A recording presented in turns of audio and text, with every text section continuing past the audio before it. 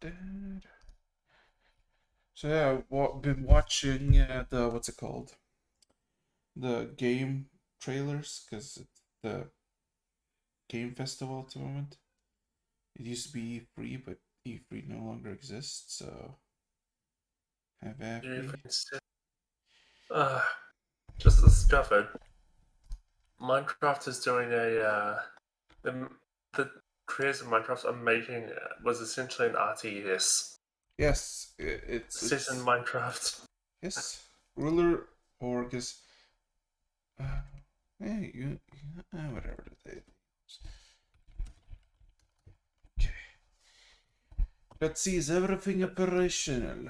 Is everything operational? Uh, so it's way on late to finish this conversation. Yeah. Let him finish his conversation.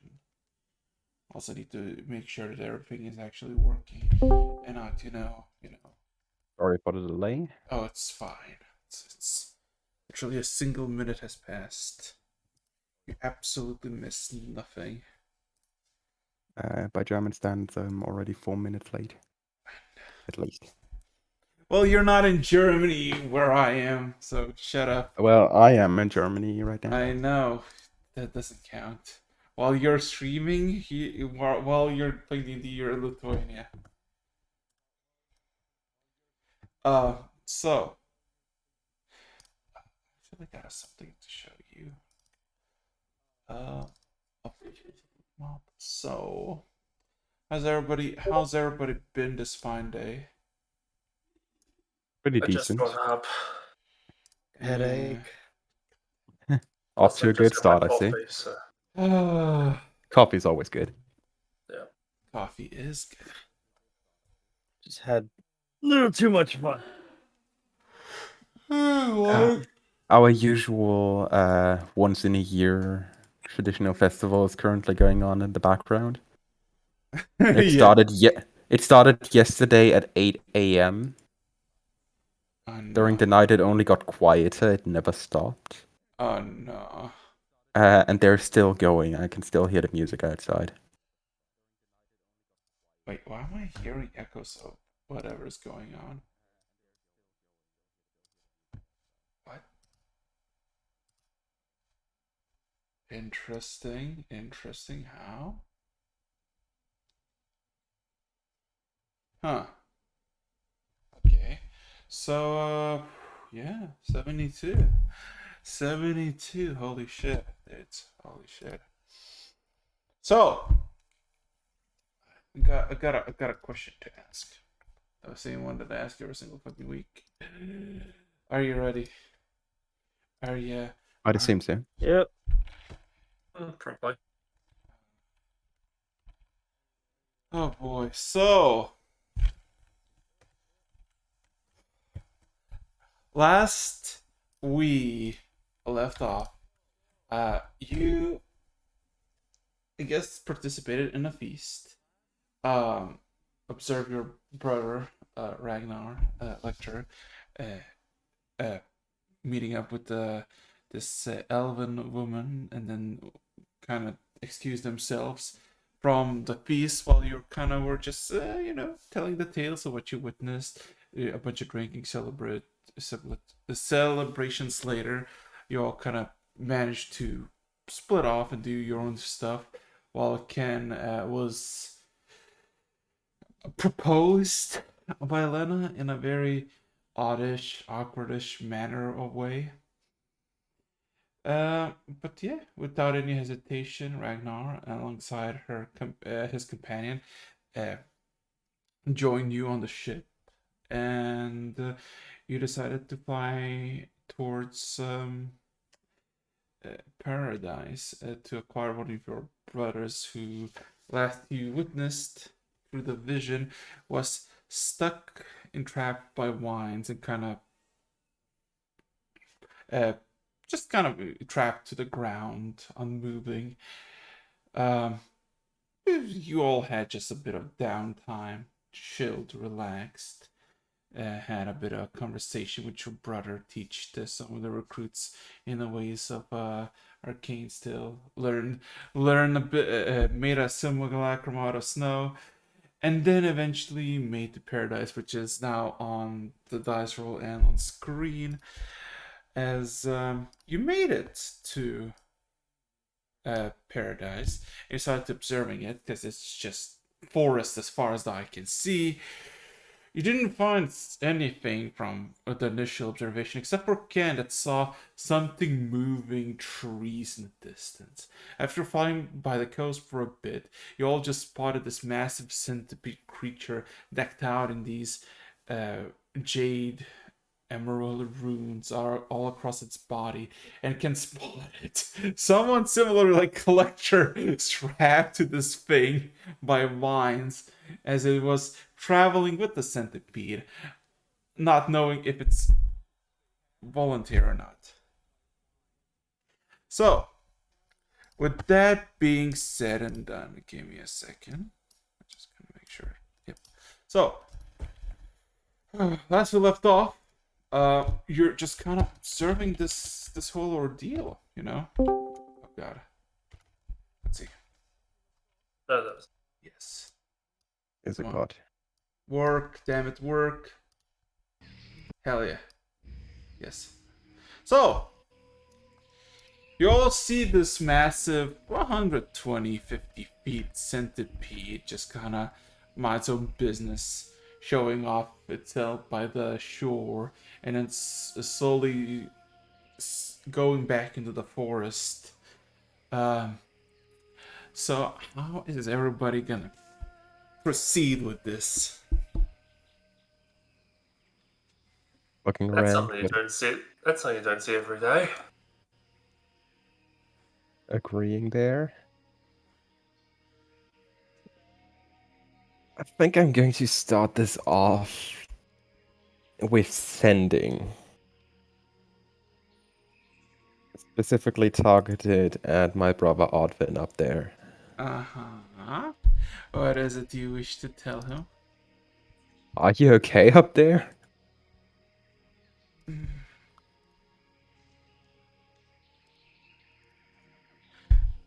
Oh, hello, kind stranger. Yes, I am fine, but a bit tied up in a moment. How may I aid you?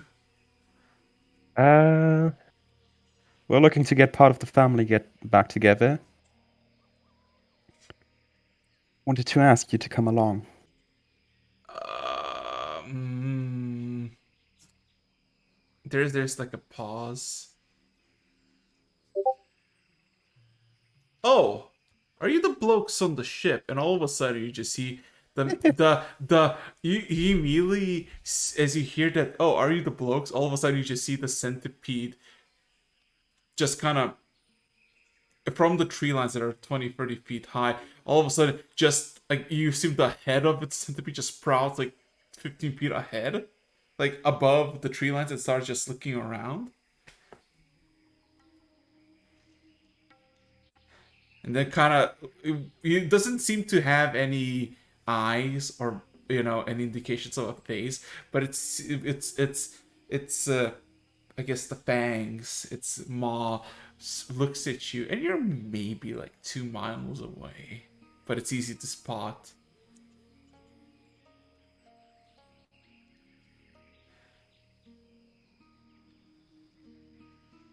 Is that thing under your control? Nah, this is Johnny, or I guess I named him Johnny. Uh, he's my duty.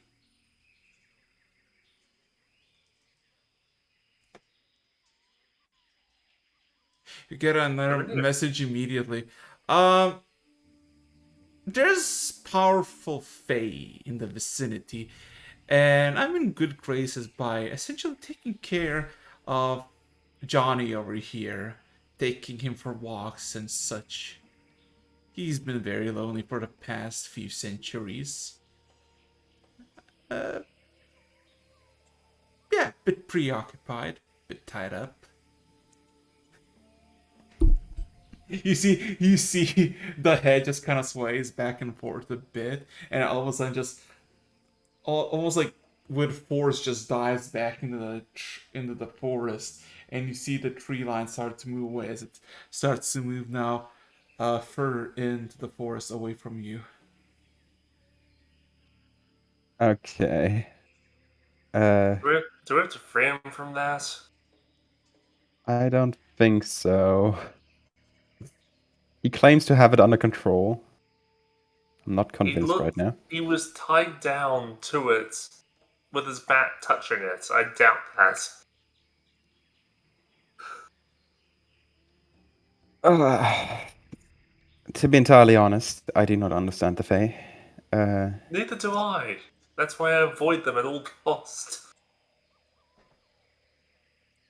But he seems to be fine for now. Although I have to say, I would love to get a closer view on this. Uh,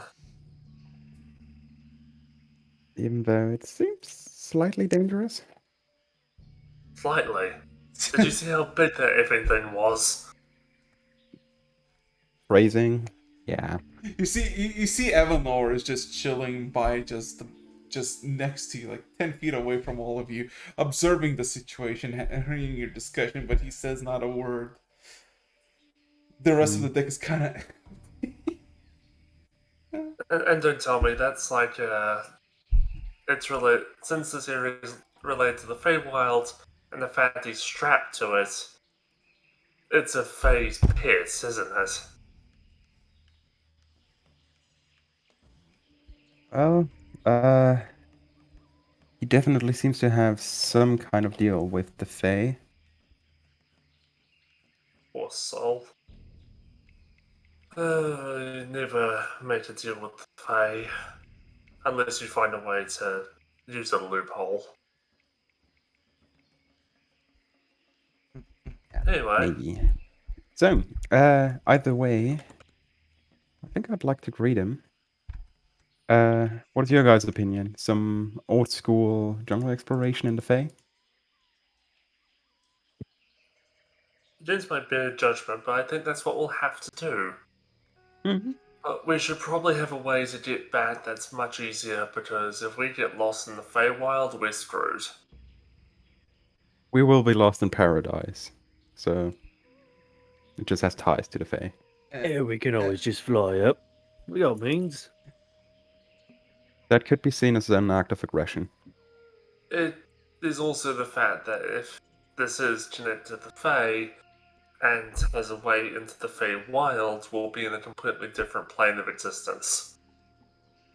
I got ways back. Yeah. Anyway. Oh wait, yeah, that's right. I took plane shift.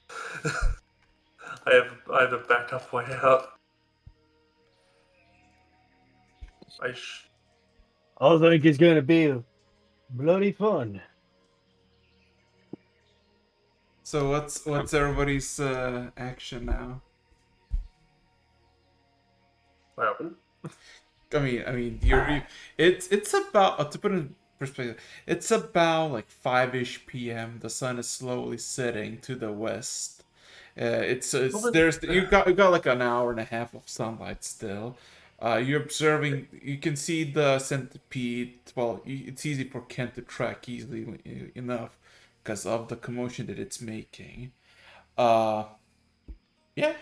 What is it that you wish to do with this? if we're going to do exploration, we might as well do it in the morning because I like doing that it, idea. doing it at night is Mhm. probably incredibly dangerous. Plus, we haven't got much sun for now. Like, we're probably getting like decent, no, not decent, a short ways in before the sun sets.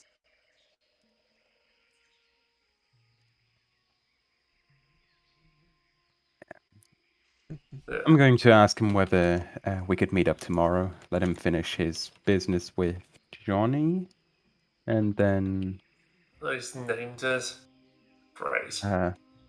yeah, he has named it. I don't know the details. Ugh. We'll probably get the context from him later, but first I think we just wait till morning. I'll see you guys on the ship. We are still on the ship. Yeah. No. Oh wait, yeah. Sorry. I thought we were on the beach. Not yet. That's something to be done tomorrow. I thought Yep. last session we were on the beach. No, you were by the beach and observing the Okay, then instead of saying I'll see you on the ship, I'll see you guys later. That's better. Yeah. Yeah. Wonderful. I'll send him a message. Do you think we could meet up tomorrow? Just to let you have enough time to finish your business with this thing. There's a bit of a problem. Actually, a few ones, in fact. I can't really leave Johnny unintended. I kinda had a deal made, you know. So if you wish to, I guess, come and talk about my going out, you need to talk to Timora. No, not Lady Luck Timora. No. Other Timora. An Archfey Timora. Owner of Paradise. Then I think we just found your wife. Sorry. Have to meet her first. Noted. In that case, is it safe for us to enter the island tomorrow? Anything we should specifically watch out for?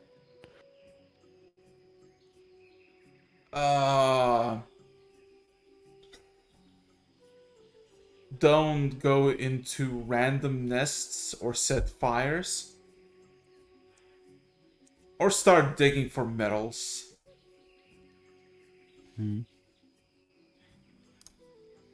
That should be achievable.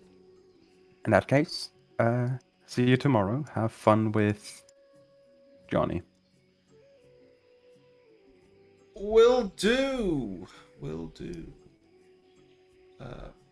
If we just see it jumping across the tree line once. No, you can spot it, but eventually just it falls on its back, crushing him. oof. Don't be so rough about it. So.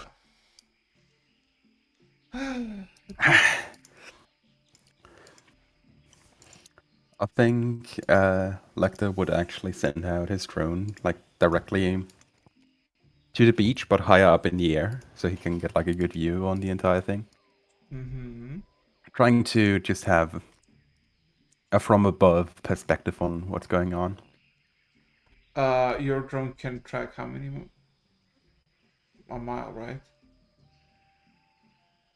Half a mile. Well, I mean, I don't need to be all the way above. It's just some elevated position so I can actually observe part of the forest. roll me a perception check. Why not? Okay.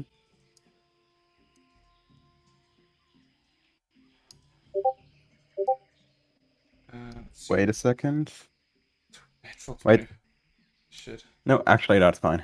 Yeah. So, you can spot a handful creatures. Well, I mean, a shit of tiny mammalic creatures like rats, possums, ferrets. All of them have a very interesting pattern of fur. As in, it's a natural pattern of fur, like simple colorations, but all of them seem to be marked in this highlighted greenish fur patches in random symbols. One thing that you distinctly understand is each one of the species is marked in a specific symbol, and all the coloration is the same. Though it doesn't seem like it's been painted off, more like it's somehow naturally grown out of the creature itself. You can spot from like the smallest rats to something more bigger of foxes, and something a bit larger as panthers and tigers stalking the places. And it's kind of odd when you just look at like a panther that is, fully this darkish purplish coloration. There's just a single mark across his back in this emerald green. curious and dubious color choices. Mhm. Yeah. While doing that, I would say to... I would inform you guys, Ravon and Ken, about the fact that we might have to deal with some Fae tomorrow. Not in a combat mission, but in diplomatic affairs. Yeah. Well, might as well get my make sure my voice isn't budgeted. You've seen how I've been able to diplomatically deal with uh, creatures beyond our scope of reference. Well, you'll need that talent tomorrow. Both of you, actually.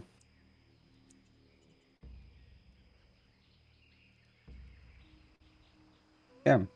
So, Other than that, peaceful evening, I'd say. so If what? you give me a few hours. Sorry. Yeah. So what is everybody doing for the evening? Because I mean, it's currently about 4:30 p.m.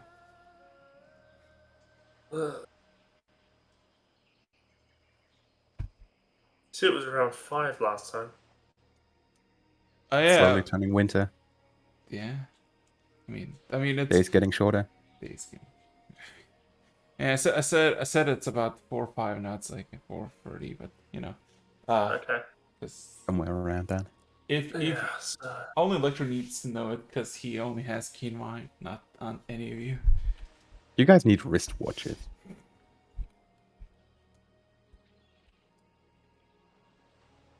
Yeah.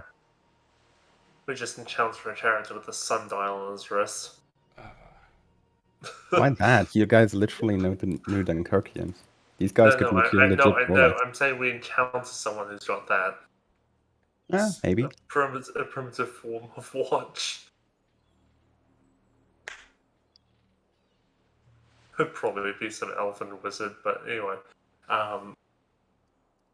Let's So yeah, what is everybody doing for the evening? Or guess Talking with the scientists, seeing if they have any more black tips. uh This is turning into an idle game of you just getting back in every day collecting black tips. he just I haven't So had any for a while. yeah, you haven't. You go back to the workshop, and you see that the people are kind of operational. You see a good like 2/3 of New Dunkirkians, about 30 of them are, well, not 30, about 25 or so, just are by this newly formed table with a bunch of papers and blueprints, while some of them are just idling and kind of fidgeting with their own stuff. Um, and you see by the table where I guess you saw the gun people, and where you kind of gave the uranium and told them about the black tips. You see a black box with blackish metal, and you see BT for Ken, written in what seems to be some sort of white chalk on top of it.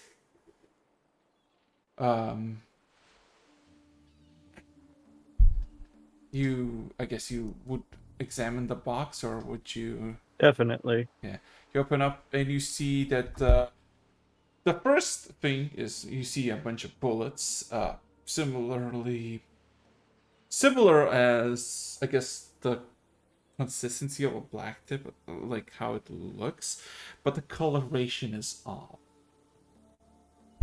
Like the whole metal seems a lot more darkened, like dark and bronze, while previously it was like brass. But besides the color differential, everything seems the usual sort.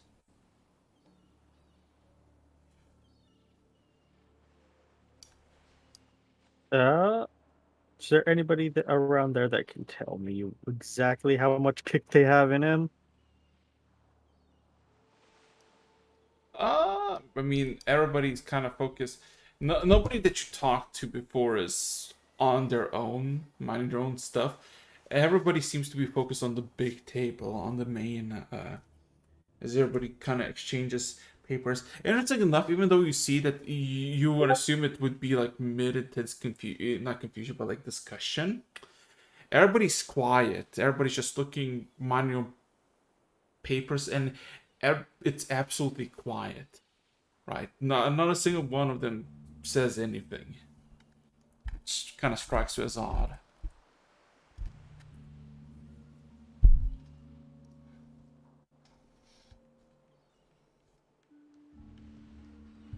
They've all developed telepathy. I'm gonna head over and see if I can't see what they're doing with that. Roll me an intelligence check and a perception check. Also, what? Oh yeah, you languages, that's fair. And now the ring, you cannot read stuff off paper, so that doesn't count.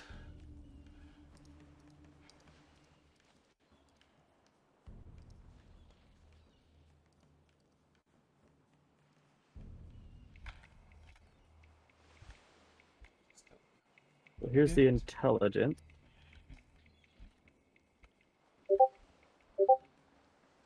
17. Wow.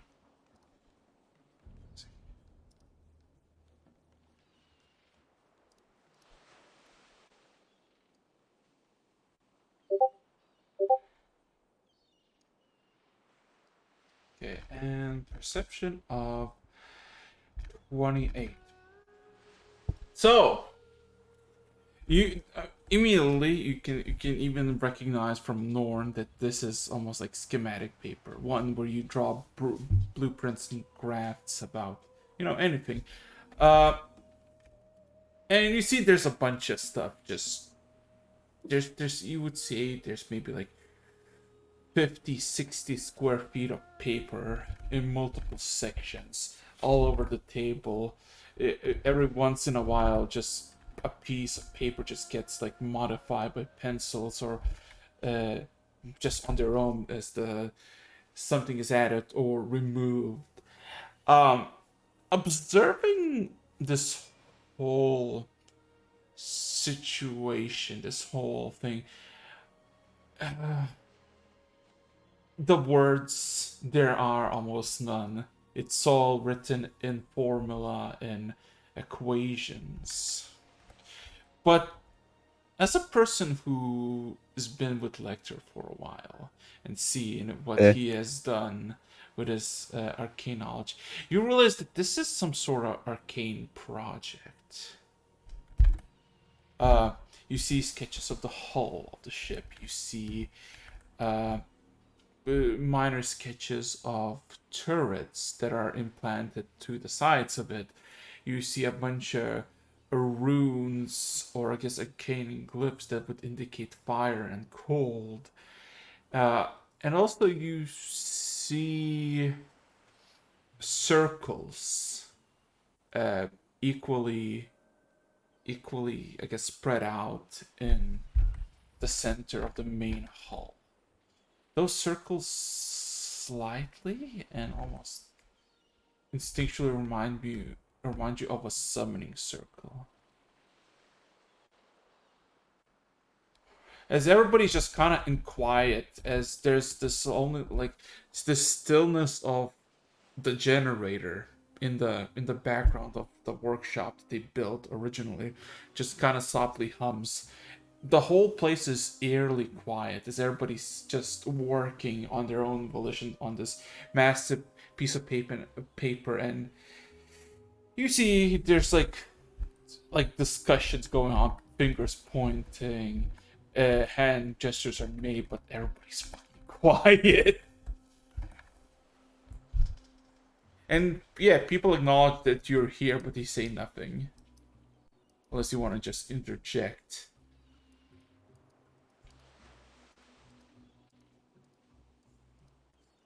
Gonna nudge one of the people who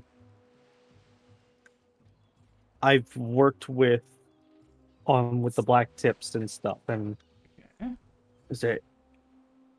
Sorry, don't mean to intrude, but how much kick do these have? 140,000 psi. Is 175 is the max, but I don't think the bear would take it. Uh, should pierce a few inches of solid reinforced steel, so quite a bit. I hope you know what you're doing with these. Yeah. Yeah, no, thanks.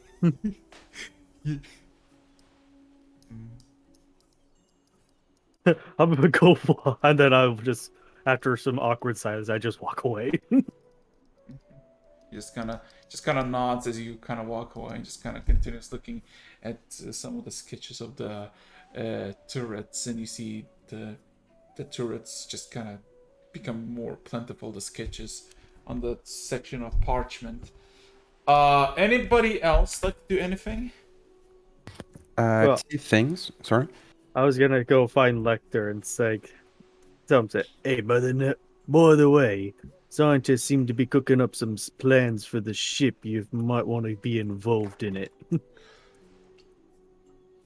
I was planning on visiting them anyway. But thanks for the info.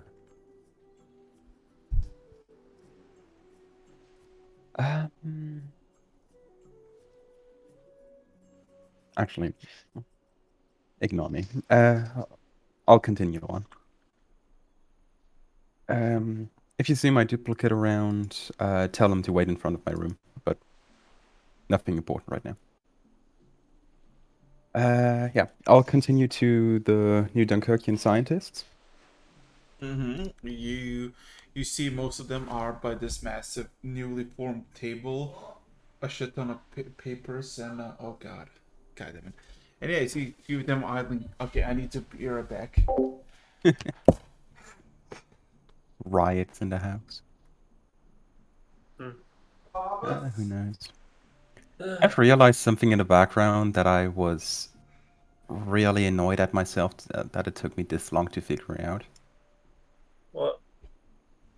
I have 13 younger brothers, right? Yep. Me included, that's 14. There's 13 D&D classes plus Araxis' homebrew class, so one far of we didn't them- have any doubles yet. yet. So far, got you as a wizard. Evanor is, I'm guessing, a gunslinger / warlock. I've been considering Maybe. him to be a fighter/artificer. Yeah, probably. You've got your Lich King brother, essentially. Paladin. Paladin, yeah. There's the Undersea one, which I'm not sure what he is. His nickname is the Reaver, so I've taken him as a barbarian. He's a Juggernaut. Hmm. The druid is pretty clear. Ash has literally been called a sorcerer. Rodwin is a musician playing in front of a great crowd. A bard. And legitimately, Odvin, the guy that we're currently tracking down, really strikes me as a ranger.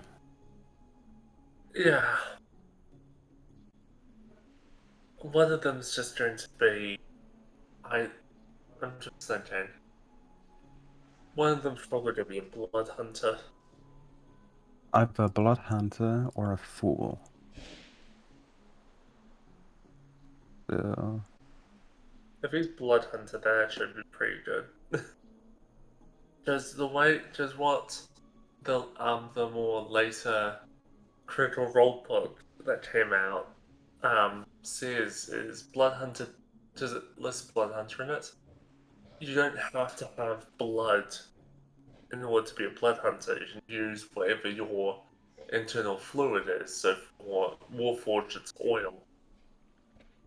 Let's not continue that too deeply. Yes.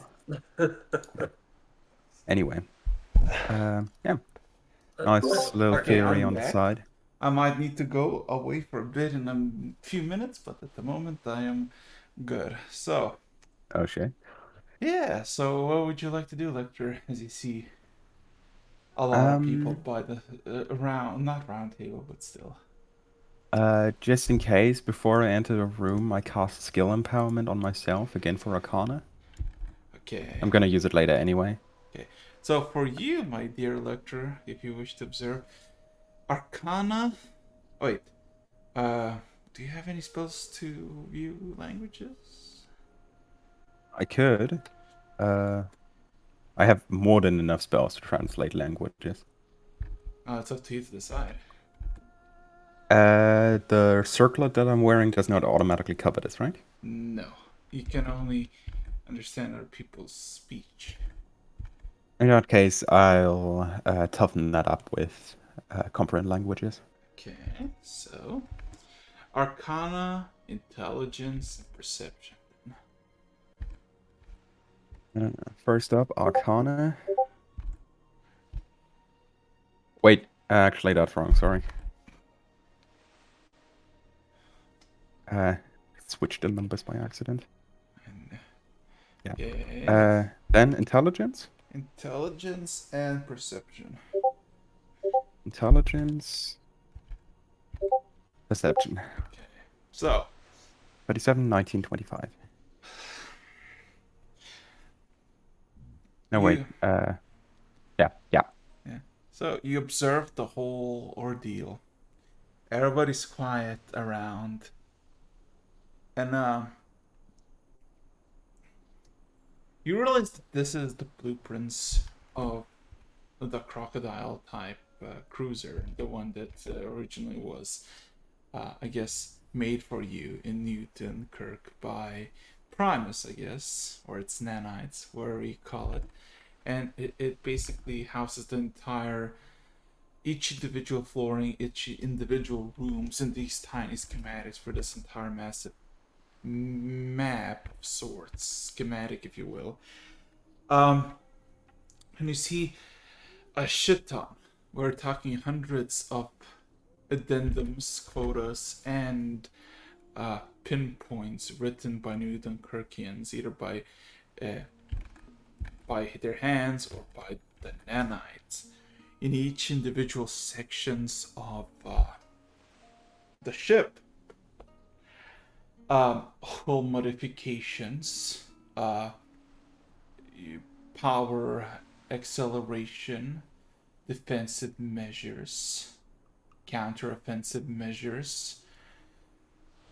They seem to be focusing on every single aspect of the ship and essentially almost spitballing ideas of how to reinforce each aspect of it.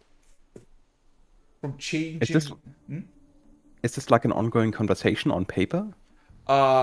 Yes, you can easily track it. At least if you focus on a specific side, because now you realize that by the people that you gathered, some people are in specific sessions while some are on the others. Like Mordecai is looking over the armor and seems to be deciding on what kind of alloy that they should replace. They want to replace it with a lightweight carbonite titanium solution, but they don't have enough nanites, nor the Archipelago has enough resources as a counter argument to why they shouldn't do it. As for example, the people who work with guns, they seem to be more focused on the sentries, or I guess the turrets, and essentially trying to, while giving alternatives to their kinetic weapons, they also see alternatives into the arcane ones that might be, because, like, so essentially upgrades from all aspects of the ship. But the most interesting part is the main hull and the summoning circles of it. It's less of summoning circles as in summoning like summoning someone into this, more summoning the whole ship out to somewhere. And this is not like a specific place, more like Mm. potential to teleport out.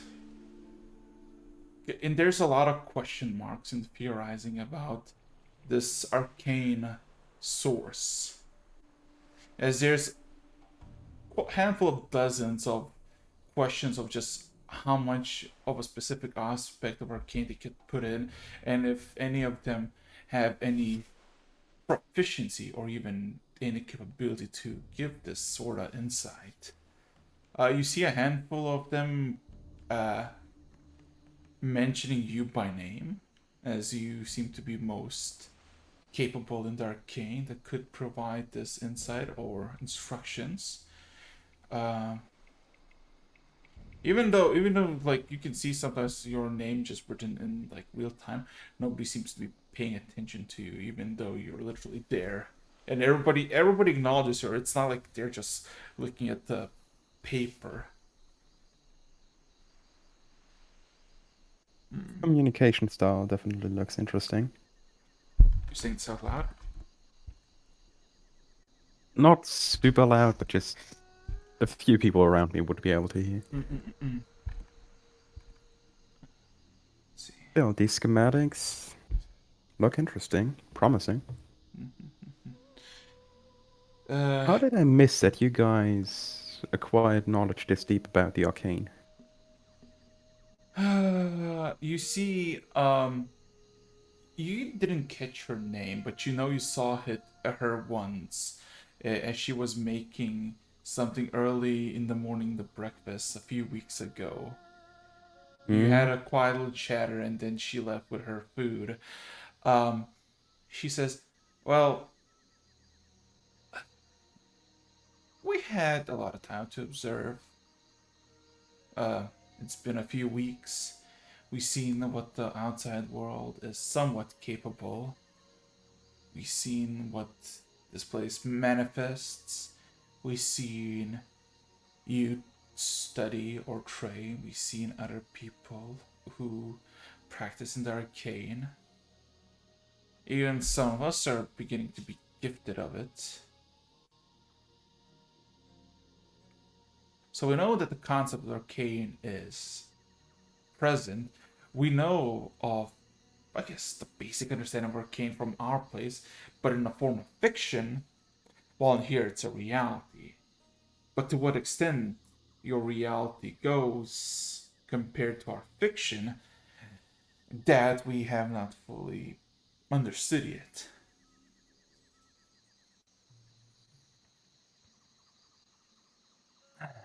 I think in that regard, Ken would be the best person to mention, as someone who has more or less mastered connecting technology and magic.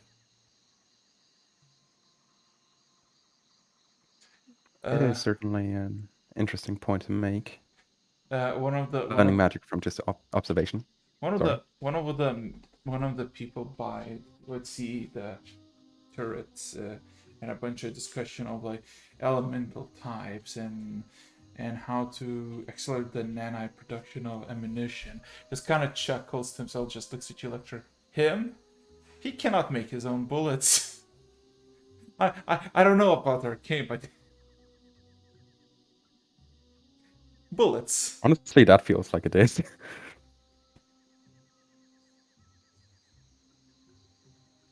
He kind of takes deep sigh. That's gonna start looking at the paper again.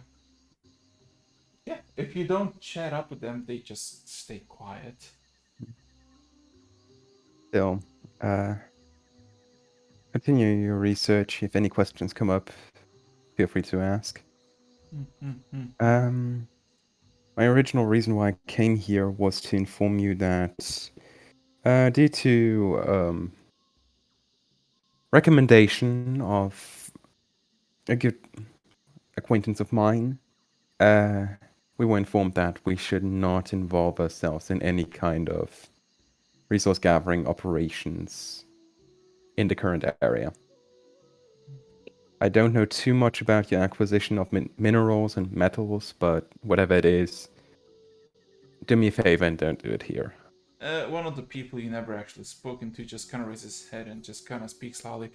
There's not a single blasted thing that would actually aid us in this place.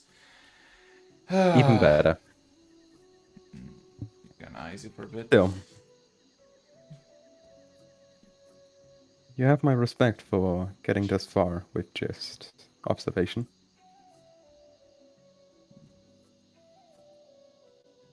The girl next to you just chuckles slightly and in a low voice just almost grumbles. Well, there's not really much we want to do right now. Truly.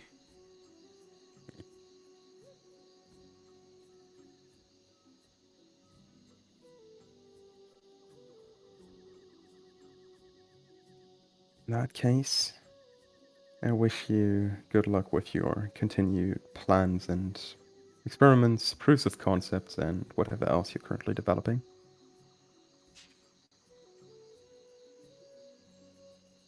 Always having something to focus on is sometimes a pleasure of mine. Well, that is your thing. There's just a nod and no other response. And I think with that, I'd leave the situation to them. Okay. Taking a mental screenshot of the things they've been doing here, but mostly ignoring it. Like, I'll leave it to them. They ask me if anything goes wrong. Mm-hmm. And after that, until it gets ready for the rest, I would continue with Pearlescent Anchor. Oh god, roll me on Arcana check if you wish. And that is a DC 41. Like it's a.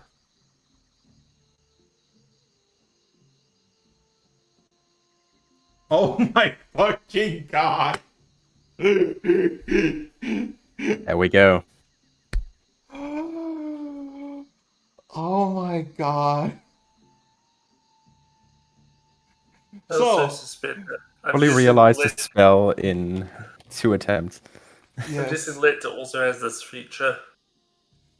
I just. Oh my god. Unsee. Oh boy. So, Lecter, you had the drafts in place, and you knew the potential and just what needs to be done. Like it all began with simple questions that were answered in mere moments, as more and more uh wrappings of specific equations were solved. And by the end of the first hour, you have a handful of just, I guess, prototype solutions to what you're seeking. And by the end of the second, you almost certainly know that this almost like when you write a piece of paper and you know this is correct, but as soon as you're done, you just kind of blank out and just stare at it like, what the fuck did I just do? It all I makes just sense. created something, and holy hell, I created something. Odd thing, lecture. Roll me a D100. Let's see. Oh my fucking god. 96. Okay, Create an SCP. it was essentially questions and immediate solutions, and everything worked out fine. And then when you made this just page on like a piece of parchment filled with just essentially runes bounded into this very magnificent weave, and you kind of just think to yourself that you kind of forgot halfway through what the fuck you were doing. You kind of was just on this rush, just visioning towards this goal, and you kind of forgot the steps you took. You can, of course, recall and rewrite because you got the full copy of it, but then looking through the page again, it seems somewhere at like the bottom, like 3/4 at the bottom of that, you just essentially proclaim your right in common as the Baron. And if you look at like closer, it's you see every single common word letter is stitched from hundreds of tiny bits of runes that all together manifest the letter and then eventually manifest the whole sentence. And this is like one of the parts of this. It's like you have a single A4 page and all of it has the fucking font size of 2. And it still spells out something in the bigger just Yes. concept of the letters. Yes. But yeah, Pearlescent Anchor. You acquired the spell. We'll figure out the details later. I'll tell you what it is. I'm guessing it's like this in a nutshell. Much more detailed. Yes, Yeah. much more detailed. Yeah. But yeah, you essentially have a single copy of the spell, and if you copy it to your spell book, well, you know how to make it. How late is it right now? 7 p. No wait, 7:30. In that case, that is my project for the rest of the evening, trying to make everything as detailed as possible. It takes you 20 minutes. Lecter is kind of shocked that, like, this was a lot easier than I expected. You say that is an individual Edwin.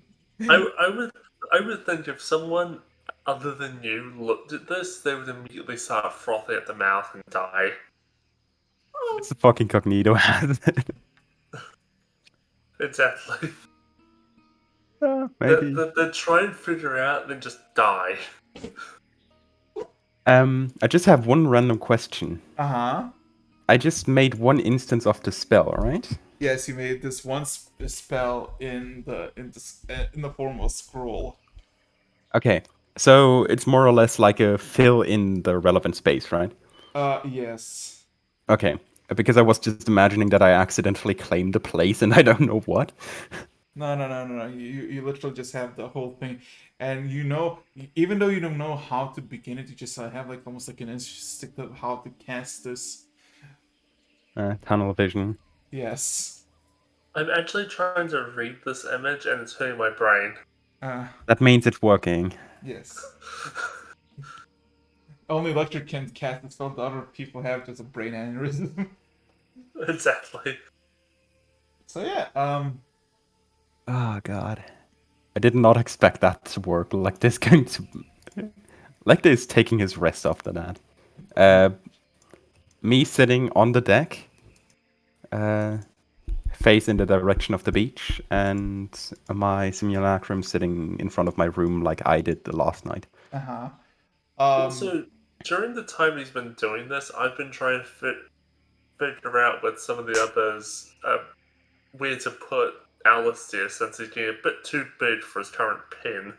I mean, I've been doing something that's simpler, so trying to figure out where's a good spot to give him a more dedicated location. Well, there's plenty of open spaces of like the cinema, the pool, the. Well, considering how big he's getting, I don't think that's a good idea for the cinema or the pool. There's also the gym where the Germans stay. We do have to make a separate. We'll figure it out later.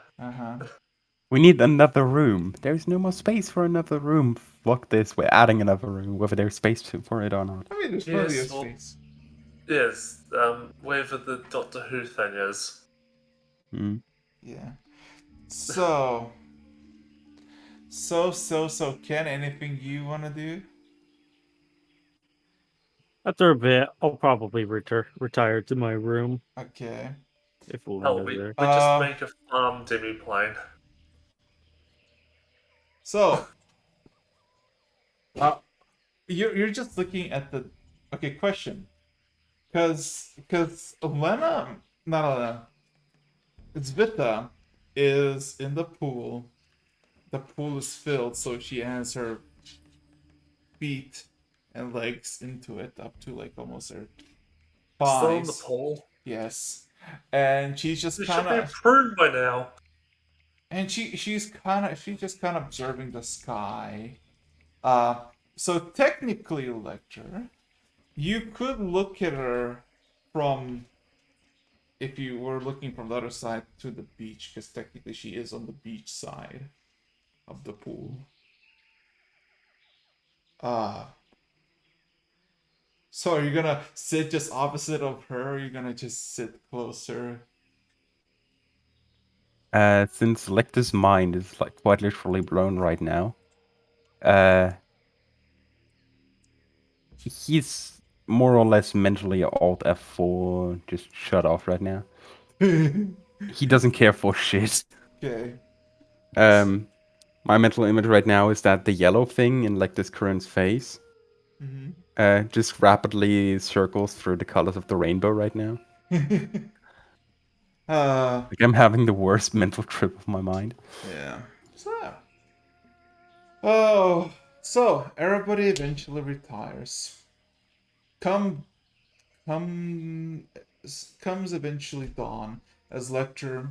You wake up after your 8 hours of well-earned rest, and you can immediately spot the first thing is the ongoing rays of dawn, but it's mostly gray sky. Previously, last time you checked, looking up, it was still clear, but now it's gray, like pitch dark gray skies encompassing the archipelago.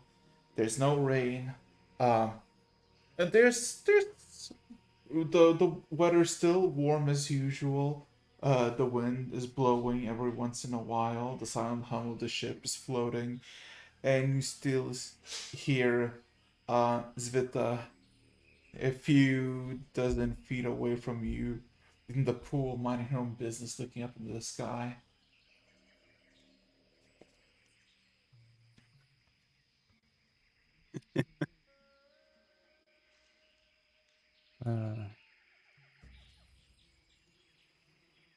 Like that's literally being like the purest definition of antisocial right now. It's fine. I don't want to talk right now. If approached, I would listen to whatever's going on, but Are you sitting in I the won't same? start anything. Are you sitting in the same place? I didn't move until since yesterday night. Yeah, but like when you wake up, you're still chilling, minding your own business, because just in the same place until somebody interacts with you, or Or a bit longer, yeah. Like okay, if I see movement from the other people around, I would most likely get up and get started with whatever. okay. But So until then, nothing else. time passes. Ken Revan, you had a full on 8 hours of sleep. Ken, you wake up first. Revan, you wake up on your own volition. Uh, everything is quiet. You can For see, now. yeah. You can see that everything is quiet. There's a bit this chill in the decks of the ship, but nothing too severe. And yeah, it's extremely quiet. Everybody's just silent.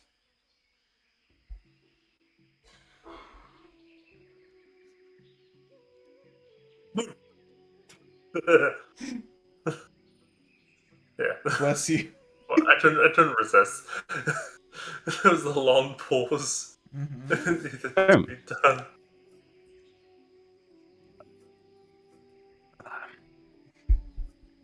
Yeah. Everybody's just awkwardly silent. Yeah, Mm. you're all waking Let's up. make our way there. It's incredibly quiet and eerie. Everybody doesn't know what to do. Eh, Yeah. it do be Because we're all socially awkward people. Correct. correct. Yeah. once I start hearing stuff, I'm going to stand up, look around, realize that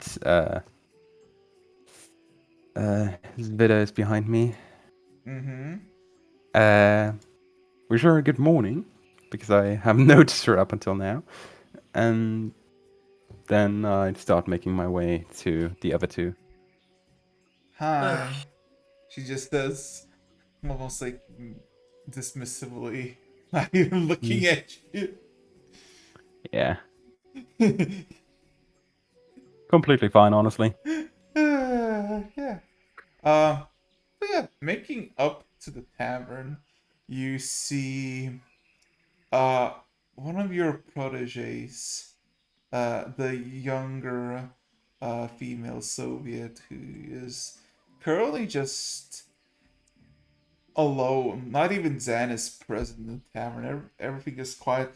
The owl bear in the corner is asleep, and she seems to be just kind of picking flowers. As in, like, she has a bunch of what seems to be wild flowers, and she's just picking them.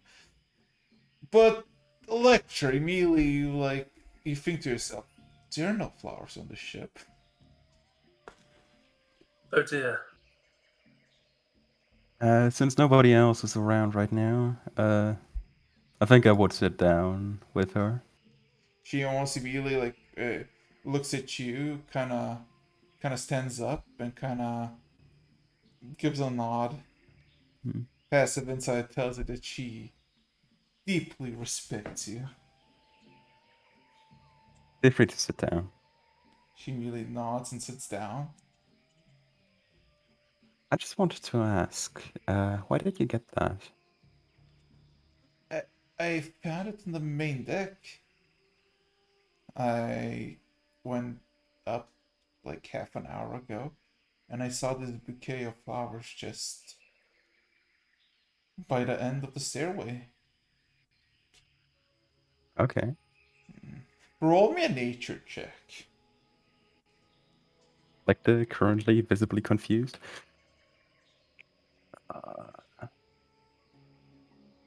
When you can feel the lag of your character sheet. 30-20.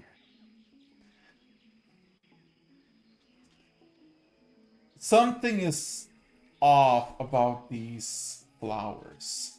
These seems not to be normal flowers because you don't recognize the species, none of it. All of them look alien and non like out of place. Uh, and then you kind of just observe like closer, and you realize one of the pellets. I guess the closest one that you see is like one of a tulip that closely resembles what you would see in, I guess, the material plane. But this one is like colored in 7 different patterns from the top to the bottom of the uh, petal, and you look at it and you realize to the side, in very small incisions almost, there's one of those emerald markings to the side. This has come from the island, from paradise. You just found these here, right? She kind of Nothing nods. attached? No notes? She shakes her head. No, she kind of hands you the rest of uh the rest of the bouquet. Hmm.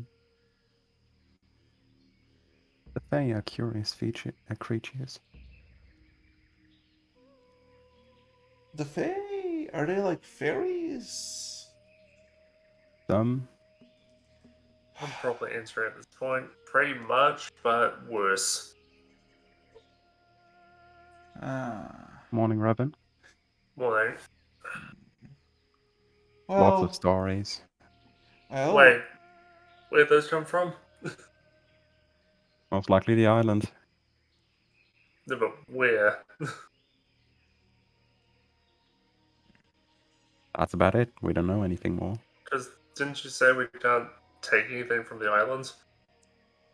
I was specifically talking about minerals, and that was only in a conversation I had with New Dunkirkians. Yeah. Okay. Well. I wasn't expecting you guys to start mining for iron, so Yeah. Yeah. Also, iron hurts. Bay. Uh, still, yeah. you all of a sudden just hear like a loud snore with almost like a cough behind the counter, and you see just a hand just Morning, Dan. he's like he kind of, you see the dwarf peeks head through the behind the counter, looks at you. What are you doing so early in my tavern? And he kind of like stands up, stretches. You hear several massive cracks in the back. Are you alright? No, I am fine. I am. Laying on the tavern floor is not a healthy thing. He's just unstiffened all his bones. I mean, it's fine. It's a massive ship. I get what I get. Yeah. Speaking of, and they just hear me crack my neck as to unstiffen my neck. Which I actually do in real life. So There we go. Pretty sure I've read about this stuff in a book at some point. Anyway. Yeah. Well, keep the flowers. Don't seem Also, to be too dangerous. Zan, we're heading out for the expedition into the Fey jungle.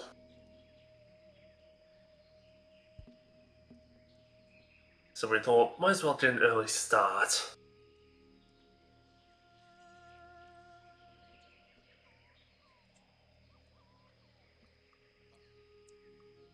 Dan just kind of looks at you like he wants to say something, but he keeps his mouth shut.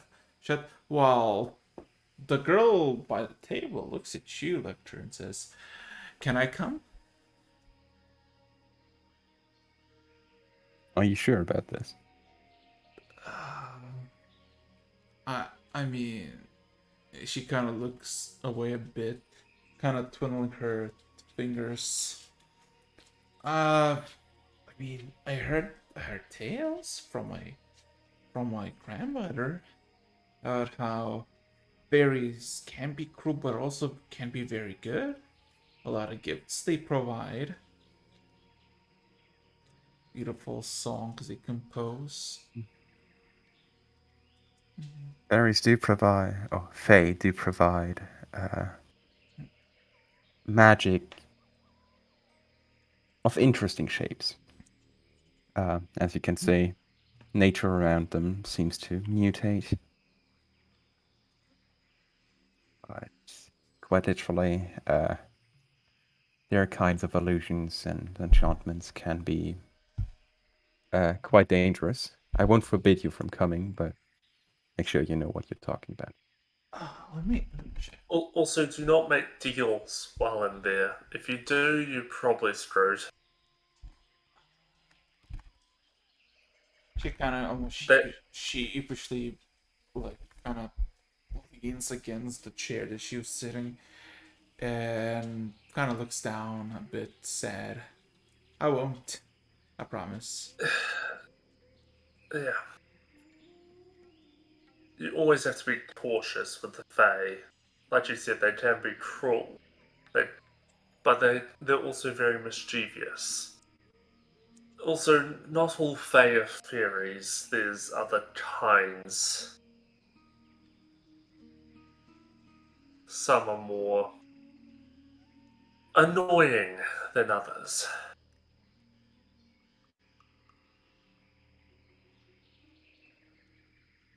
Well, There's if a you dare to, feel free to accompany us uh, during our expedition.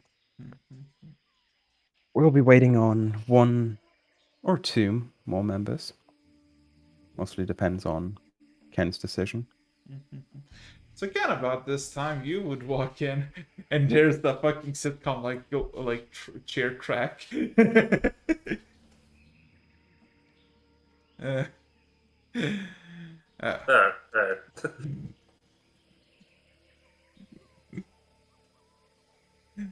oh yeah. So, Random question right now. What kind of like age is that? I remember age? seeing an I remember seeing an image for him once. Uh, he looks like he is past his prime. Not old yet, but definitely. Middle age. Yes. No wonder he's been drinking himself to almost death. He's having a midlife crisis. A dwarf can have that constantly for 500 years.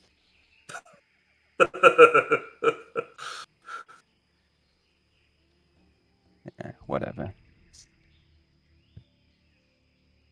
Well, he did get a golden shotgun, so I assume breakfast is in order. I'll make something quick because might as well get a head start. Of course, you don't need to eat anything. So, Ken, You. dealing with Faye. Feeling as an envoy of Norn could be interesting today.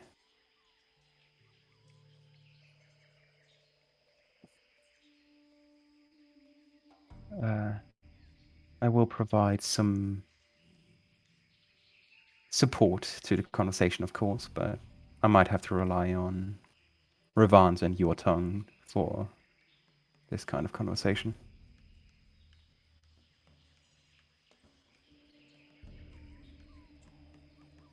Yeah. Sounds fit. Otherwise, it should be all right. Have you? Uh, you have seen the stuff the New Dunkirkians were brewing up, right? Honestly, really fascinating, if you ask me. Partially rebuilding the ship.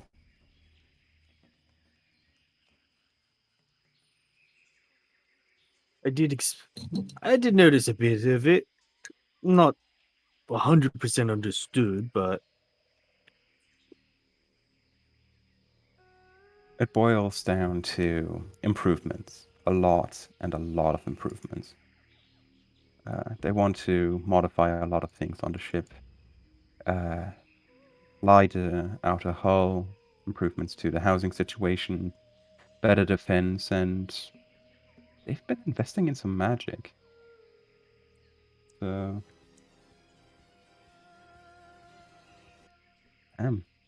one of your specialities, if you ask me.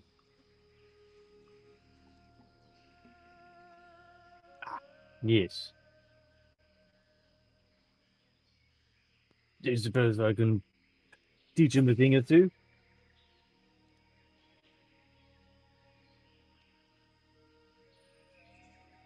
What? You hear from the kitchen. Oh god damn it! Bloody's rearranged the knife collection. Be happy that it's still there. We haven't seen Right. Plucky in a while, have we? Yes, and that's worrying Hmm. Is because he you know still what on he board? does. I Did could we check, wait? but legitimately, I don't care right now. Did we leave him? Wait, did we leave him on that frozen island? Why do you suddenly sound worried? I'm not. Well, uh, actually, yes, slightly because who knows? Wait a minute, didn't he say that town on that island was where he was spirited away from? Like, before he showed up with everyone else? Maybe. Uh, He's probably gone back there to go beat up the guy who sent him. hmm. in that case, I'm pretty sure he'll find his way back somehow. Hmm. You've always At, le- done it so far. at least we'll have some time away from him. You seem to really enjoy that. Yes, because he's been constantly trying to prank me. Just seeing the number of buckets I've had to remove from my door. I don't know where he keeps finding them.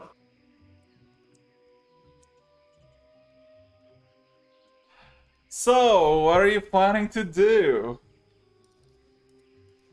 Well, I was making a quick high protein breakfast so that we have me and Chin and whoever else is coming has enough energy to go through to start the day. Uh-huh. Is Lena accompanying us today, Ken? I have no idea. Ken, you kind of That is left. a good You, question. you kind of left her in the bed. She was asleep. Hey. I mean, I can go check.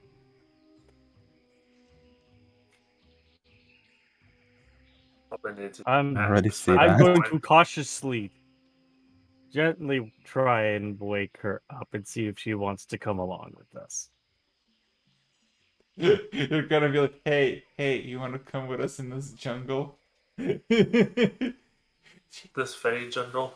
She looks at you, still half asleep, opens one of the eyes ever so slightly, and just says no. And just Falls rolls head back into the pillow. Yeah, it's like, hey, baby, want to go through a sweaty swamp early in the morning? So understandable. Have a nice day. Yeah, all right. I'll be back later. Little peck on the forehead and leave. uh, yeah. In cats always works. So, I'm surprised you didn't get floored half to death. Waking okay, her. so the girl that wanted to go doesn't seem to be as eager anymore. So decide if you want to bring someone specific, because yeah, and I'll be right We have back. this and Yeah. her if she's interested. Yeah, and I'll apologize if I was seen a bit. No, a bit aggressive. she won't go. She won't go. She shakes her head. Um, so yeah, so Something with the flowers. so tell That's all I discouraged it by making her realize it's more dangerous than it's worth. also, decide how you want to approach this, because there's a big ass fucking forest in here, and And a giant centipede. yeah, decide how you want to do this. I'll be right back in a second. Okay. So, Where is my conjuration table? basically trying to hack our way through a Fey jungle is probably a horrible idea. Probably end up Hacking already accidentally, sounds like a horrible start, yeah. yeah, like machete style through jungle and vine. We'd probably accidentally hit a tree into or something. Or one of the other dangers of the Feywild. Also, since Erax isn't here for this, the context about how Riven knows a bit about the Feywild is I pulled this character from I was originally using him for a Wild Beyond the Witchlight campaign, which I kind of left early on since the time wasn't really working out for me. Shit like that happens. Yeah, so I've decided might as well incorporate that into my backstory a little bit, or just the flavor text. He's been to the Witchlight Carnival. He knows the bullshit that goes on with Fae. Okay, I need something big. This looks fine. So you guys think that's actually a good point a point of reference for the Feywild? If Araxis knows about this, I think he does because I mentioned I was pulling it from that when I first showed him the character. your choice.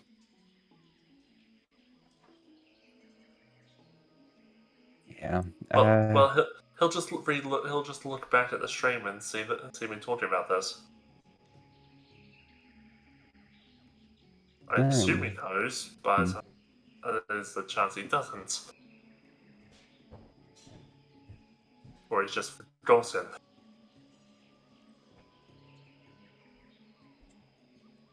Mind you, I have been able to bullshit a few things into the character that seem to work really well.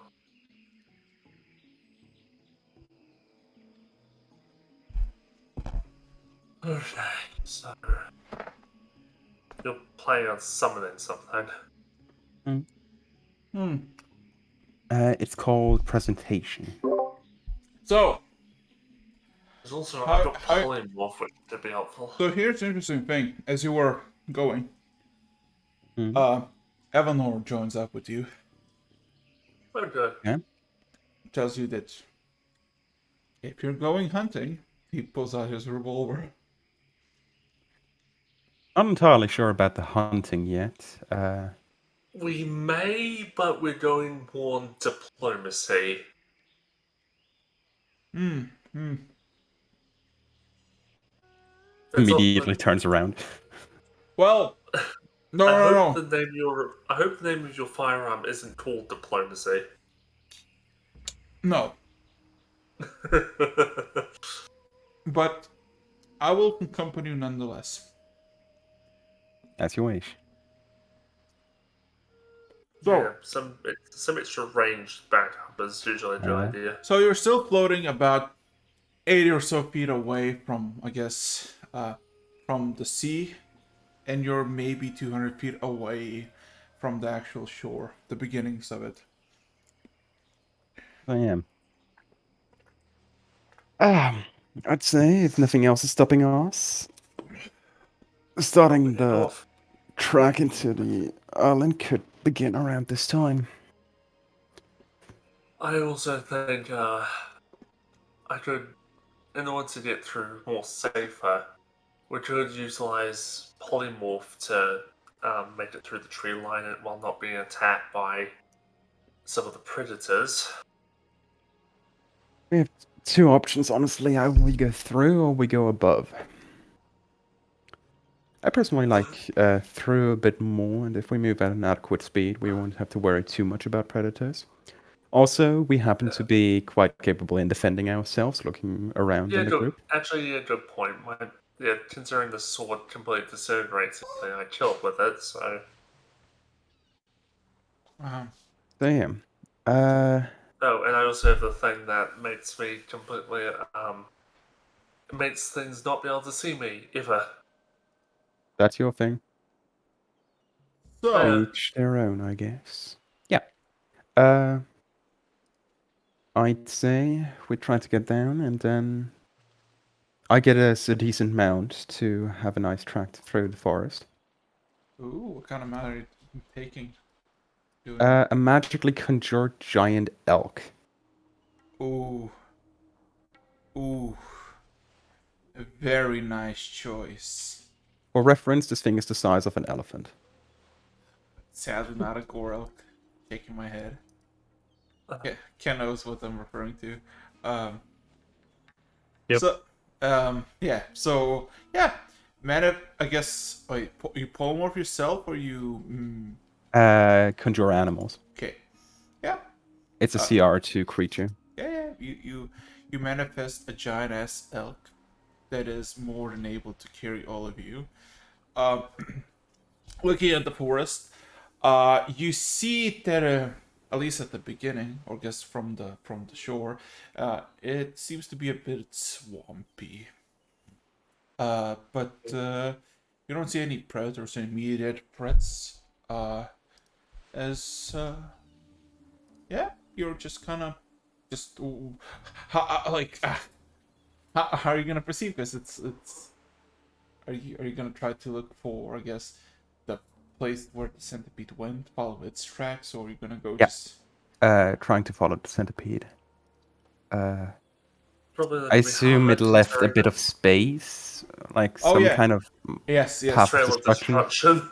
Yeah. There is a path that like in the shoreline, not really. There's like the I guess what's it called, the move of dirt and sand, and occasional a small rock or two. But in the trees looking, you just see an immediate passageway that is like 15 to 20 feet wide that is easily for the giant elk to traverse to.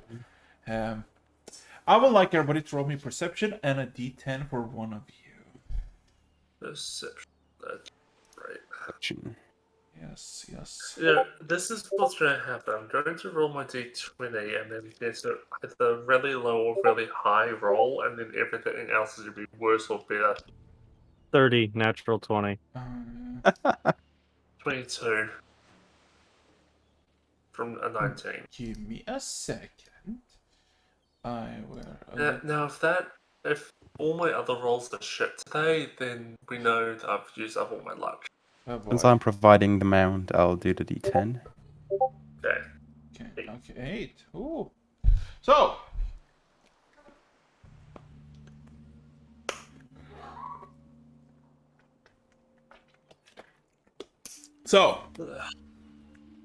To follow the path is easy and simple. And it's almost like a singular pathway, because the centipede doesn't exactly have like a 90-degree movement, so it just twirls and moves around, and it's easy to follow its tracks even though it's a day late, or like a few hours late. With, I guess, Ravan and especially Ken, you observe the surrounding nature, and Ravan, you can spot countless of like creatures that are just kind of gazing or glaring at you as you kind of just observe you go by, from small critters to semi-big beasts. And it's just kind of off, because whatever everybody or the local fauna, whatever they were doing, they kind of stop in their act to just observe you. As for Ken, especially on larger beasts, and you spot additional like panthers and tigers that are hidden in shrubbery or higher in the trees, obscured by branches, or either semi-asleep or just inspecting you as you go by. Through their eyes, as you go by, you see like a glint of emerald that unnaturally shines for a bit, as if some light gazes through their eye sockets into your location. So, if you want to discuss something about your findings with perception, do tell, because give me a second, I gotta do something, and we'll come. I'm seeing a lot of stuff looking at us. Sorry, I'm focused on controlling this thing. This is surprisingly Did you hard. notice their eyes? Not really. I just saw all these eyes staring at us. There's a slight greenish tint to them for just a few seconds as we pass them. Sounds similar to what we observed back on China with the birds. Where someone's looking through their eyes then. Someone's watching us. Yes, and it's I probably the mean- individual you mentioned before. Maybe. They're probably gathering us in how we are as we trek in stuff. Yes, this elk They're thing, trying to get a giant feel fey- for us before we engage them. Is this elk thing Fey or Celestial? Neither. It is Oh. literally beast. Okay, well, No, wait, Okay. it's double actually. It's beast and fey. okay, good. The fact that we're riding a Fey creature is probably going to be good for us. It's so nice to have access to different spell lists, because this is officially a druid spell. Anyway, yeah, so... Just in case confrontation comes up anytime soon, Lecter holds up like his hand slightly behind himself. I assume like I'm riding at the front directly at the neck of the elk, and you guys are sitting somewhere behind. Yeah, Do me a favor and touch my hand for a second. okay. both of you guys are now affected together with me by a 5th level enhanced ability, Eagle Splendor. Ooh. Okay, All of so what does that do? you all have advantage on charisma-based checks for the next hour. Including saves? Saves no, but Okay, just everything regarding persuasion and stuff like that is with advantage. It feels slightly weird on the tongue, but other than that, it should be fine. And then Lecter just goes back into the hyper focus of controlling this mount. Yeah, so takes you a half an hour to just traverse, and looking just back, you could see your ship is present, and after an hour, half an hour, it's still there, but it's far more distant, maybe 4 or 5 miles away from where you originally started, and all of a sudden, in front of you is just a crossroads that was made by the centipede. It is either you can go directly, just continue the path forward, or to the left or to the right. As you see, there's just literal crossroad that has been made by the centipede, and great. yeah.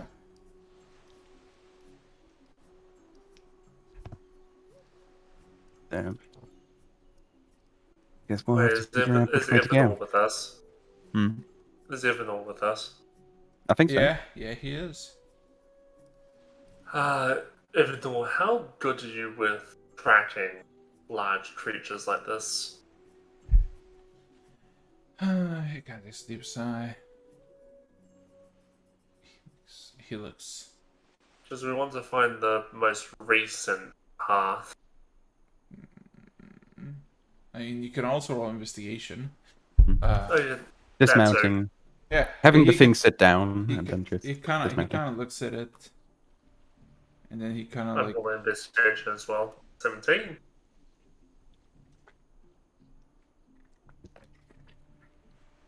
Oh Jesus. Whew. Okay. All the tracks except for the one to your left look fresh for a round purpose. For a lecture, you see that the one in front, like going directly and to your right, are it's also quite fresh, but the one to the right seems to be even more recently, as you can still see worms that are semi-dead. Some of them are still alive, wriggling in the dirt, while the other patch in front of you seems to have some sort of grass already growing in it, in the several patches. Bit alright then. To the right? Well, I narrowed it down to these two. So if you say it's the right, we'll go the right. Lecter just picks up one of the worms. Oh, Still pretty I, fresh. I He see. tosses the worm back to the ground. Oh my fucking god. And Setting it before back that's down and then just continuing. and before that's a fae. This random Start insect. screaming at me. That's screaming at you silently. No. Anyway, yeah. Another perception and another D10, if you will. I'll do D10. Oh, great. I called that. That's it. Point my rolls should be shit. Wait, where did you roll? Oh, 7. Oh. Let's roll one. Dude. Also, there's the D10 roll. 10. Ken, my boy, roll me a perception. Perception.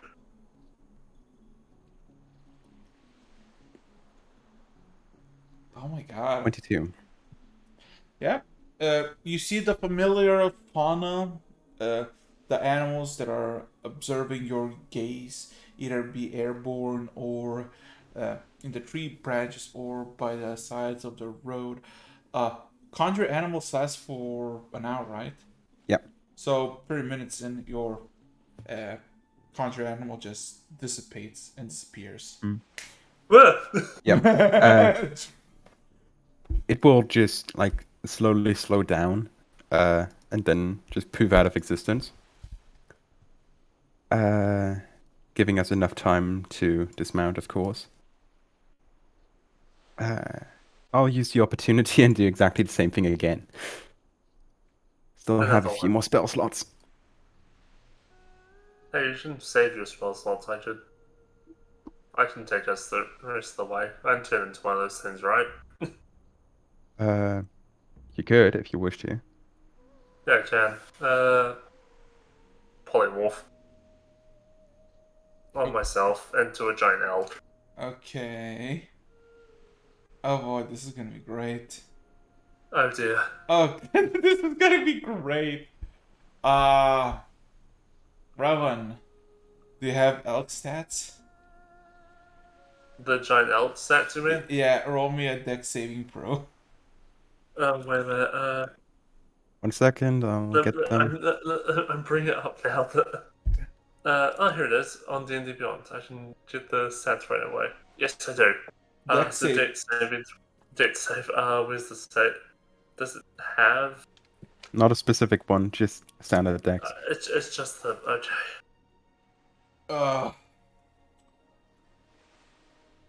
Oh, you 14? still But sorry, Twitch. So Sorry. what happens is you're traversing for after the conjuration is over, and Revan polymorphs into another elk.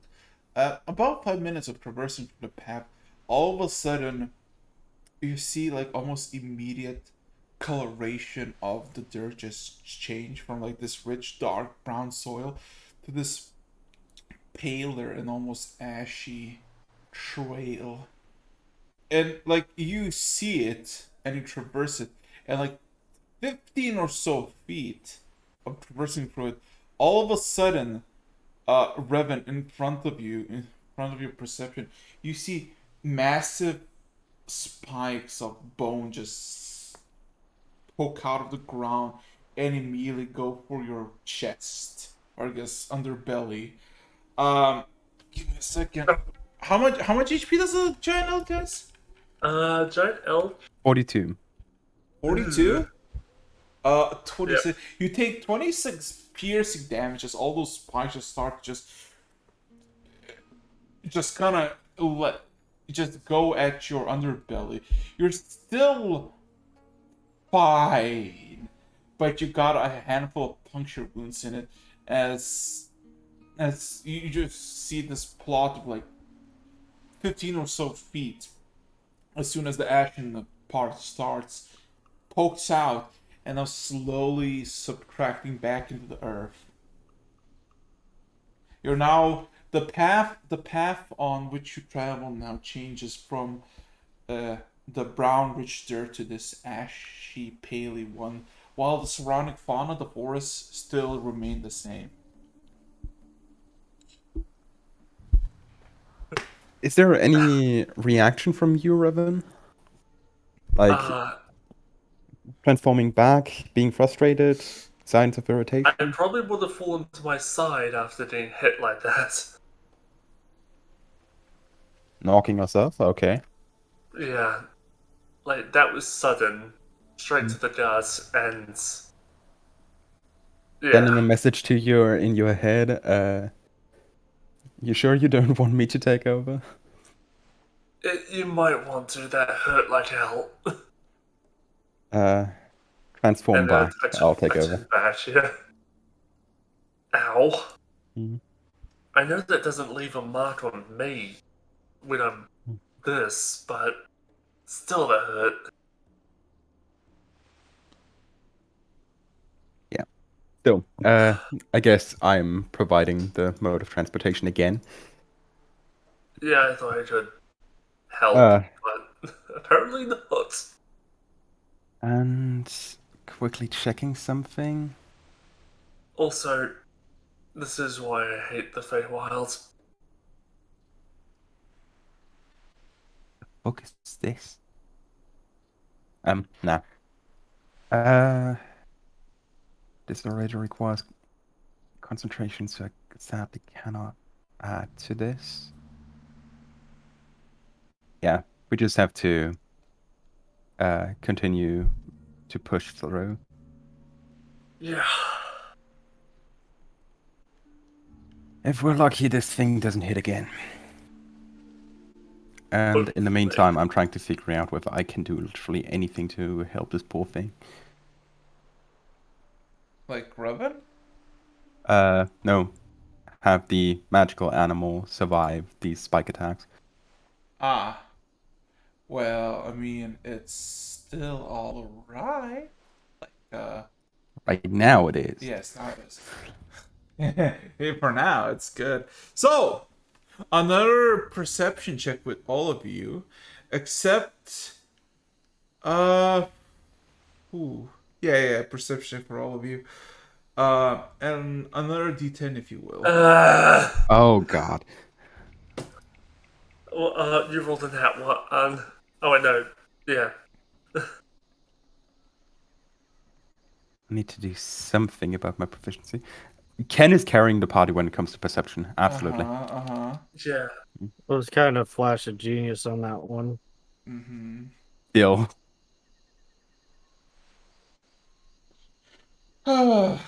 Okay. This always happens. I roll good at the start, then I roll shit later. Yeah, just works like this.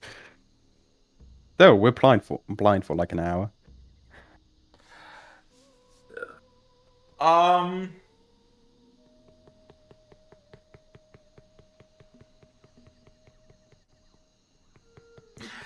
Oh dear.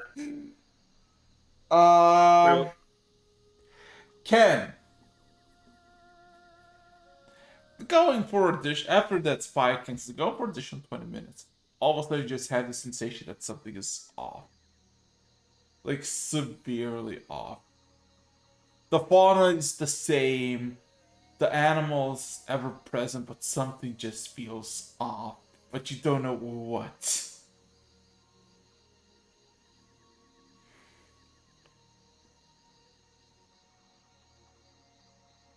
Hector,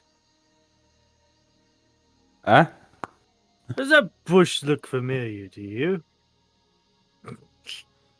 The scenery, more specifically. Lecter's literal head just turns 180 to face you. Don't think so. Wait. Can we still see the ship?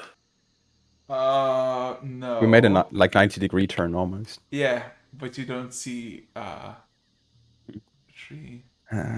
Welcome to the middle of the forest. I would like everybody to roll me a wisdom saving throw.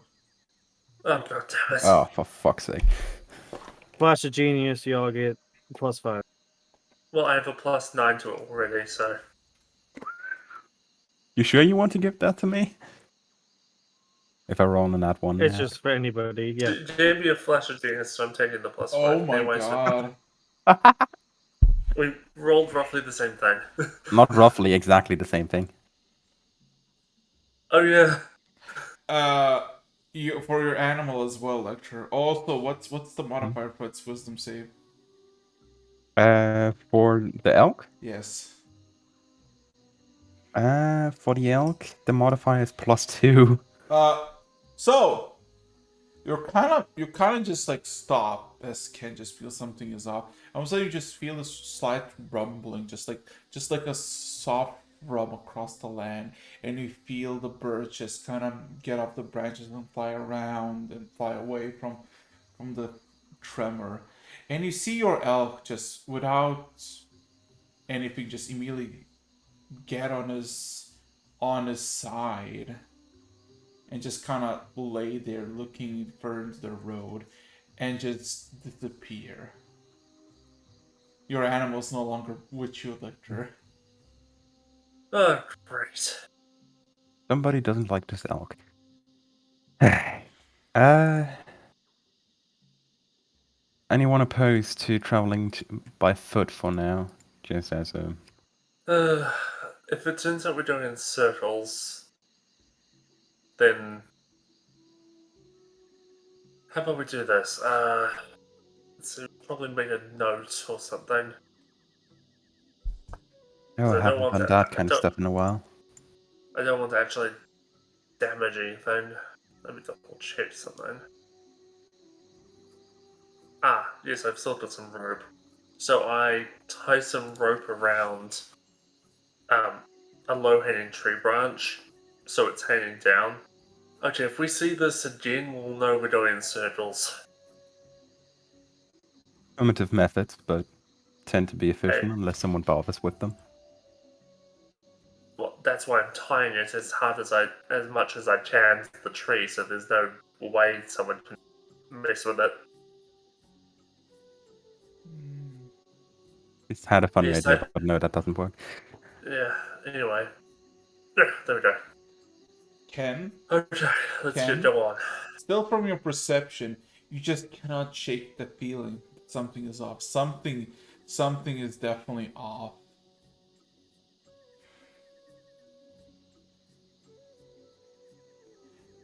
Yeah. While we're doing this, I'm gonna go and cast Detect Magic. It was essentially the Feywild. Time for another flashbang.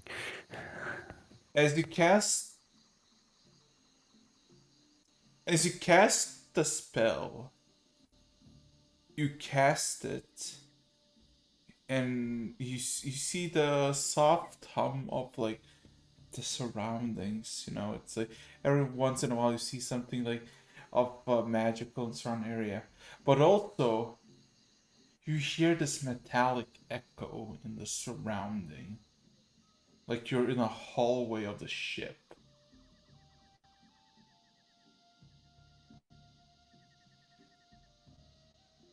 If we've been on the ship the entire time and this has just been in our heads, then I'm gonna be so pissed.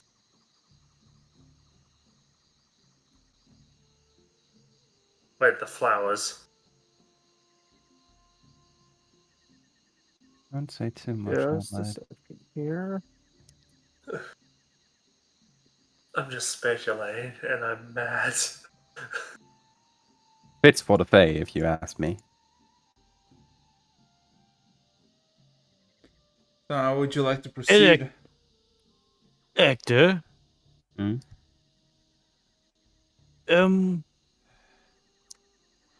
when I'm hearing some interesting sounds,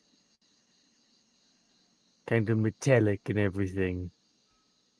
Yeah, I happen to make those. Not if from you.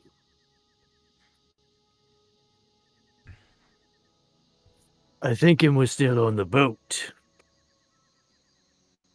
One moment. I take out the banner of the first dawn. Mm-hmm. I'm pissed, true sight. You cast True Sight, and you see that you're having a discussion in the middle of a hallway in the ship. Second, maybe 2 floors below the main deck. Also, you see that Evanor is nowhere to be seen.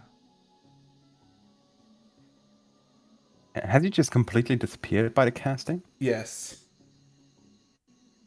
Do you guys still recognize Evanor to be anywhere around?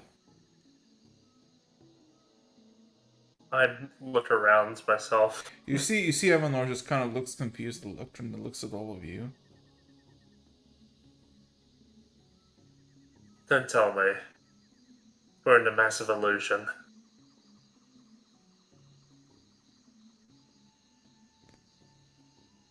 I can only guess by what you just said.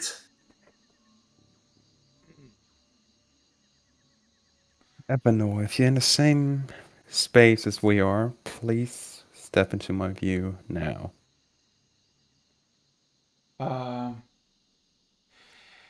You see that Evanor steps closer to Lecter, but Lecter, in front of you comes a very drenched in this deep green coat. Not coat, but like coated in this vines and like runes of emeralds just littered his entire face and chassis. You see your brother, a new one, with his dark emerald eyes glinting into you. And if a fae could smile, uh, he almost has like a small beard of roots or vines that seem to curl up in this like kind of smuggish smile. See that you've already made your way aboard. He kind of gives a nod and then kind of claps twice. And as he claps twice, all of you immediately lose the sensation of you being on the boat, on in the middle of nowhere, and back on the boat. Could have expected as much from a Fae. Or at least someone who has been taught by the Fae. That is correct, my little brother. That is correct. So do I put my? So do I still? So this was all just in our heads technically. So that means I didn't actually use a spell slot. Is that correct? No, you did. Yeah, we used everything. Yeah. And all of that happened. Yeah. I spent about as much stuff as a wizard normally gets at level 17, but that's fine. What do you- So we summoned 2 giant elves, and I polymorphed into one in the middle of the ship. He kind of That like, has to look hilarious from like the outside. he kind of points at the like hand motions towards the deck, and you see massive elk prints on it. Oh god damn it! It's honestly good to You see. hear a chuckle out of Kendall. Hey, Hey, you were trapped in it too. I find that quite funny. We must have looked completely ridiculous out of it. He kind of observes you, Lecter, just kind of eyes you. Well, you look quite shit for a Loxodon, but hey, he kind of reaches his hands. How about a hug? Isn't this the same guy who was trapped to the centipede? From I'm currently mentally computing whether I can lose anything from that hug. He's waiting. Lecter is the time event. Like currently, Windows crash. Decide. This is a Yeah. quick time event. Okay. Well, He can basically going in have for the hug, and I just get disintegrated. Now he claps you and just kind of like gives you like a firm grasp. Always the taller one than me, but I'm the older one. Nice Definitely place. Nice place you have here. A bit too metallic, but beggars can't be I know that choosers. you're capable of choosing the kind of atmosphere you're looking for. Oh yes, indeed. I mean, that's a pretty easy choice, honestly. I wanted some decor changes anyway. Hitting the staff on the floor, I cast Mirage Arcane. Oh no. He kind of looks up. So you want me to come with you? Not permanently. I don't know how much you've been in touch with the family. Not much. Almost non-existent, actually. There is a pet peeve, though. I was Okay. told I can go, but I gotta bring Johnny with me. So that was the truth. I mean, he kind of looks a little bit. I mean, I can make it a bit smaller. Who the hell is Johnny? You all of a sudden just hear a massive roar on the main deck as the whole ship shakes. He kind of points. Just a mere hearing Jack just screaming, Electa! There's no screams. Okay. Quickly asking, how small? Well, I got him as small as I can get. I peek my head out of the Uh, it, entry onto the deck. And you see about maybe 9 feet wide and maybe 30-40 feet long centipede with claws and like with like the fucking I guess legs that are almost as big as your entire height, Revan. As it's just on the main deck, just kind of twirl in like this like almost like like twirled around in like one side of the bay, just there. The person still isn't in the. Are they still in the pool? Uh yeah, Svita is on the in the pool, but she's currently um in the pool, as in she is Underwater. you just see her back facing the surface as she seems Oh. fully submerged and she's just there. Completely chilling. Well, she has her back to the surface. Her face is downwards. Oh, she's He's drowned. just asleep under this fucking thing.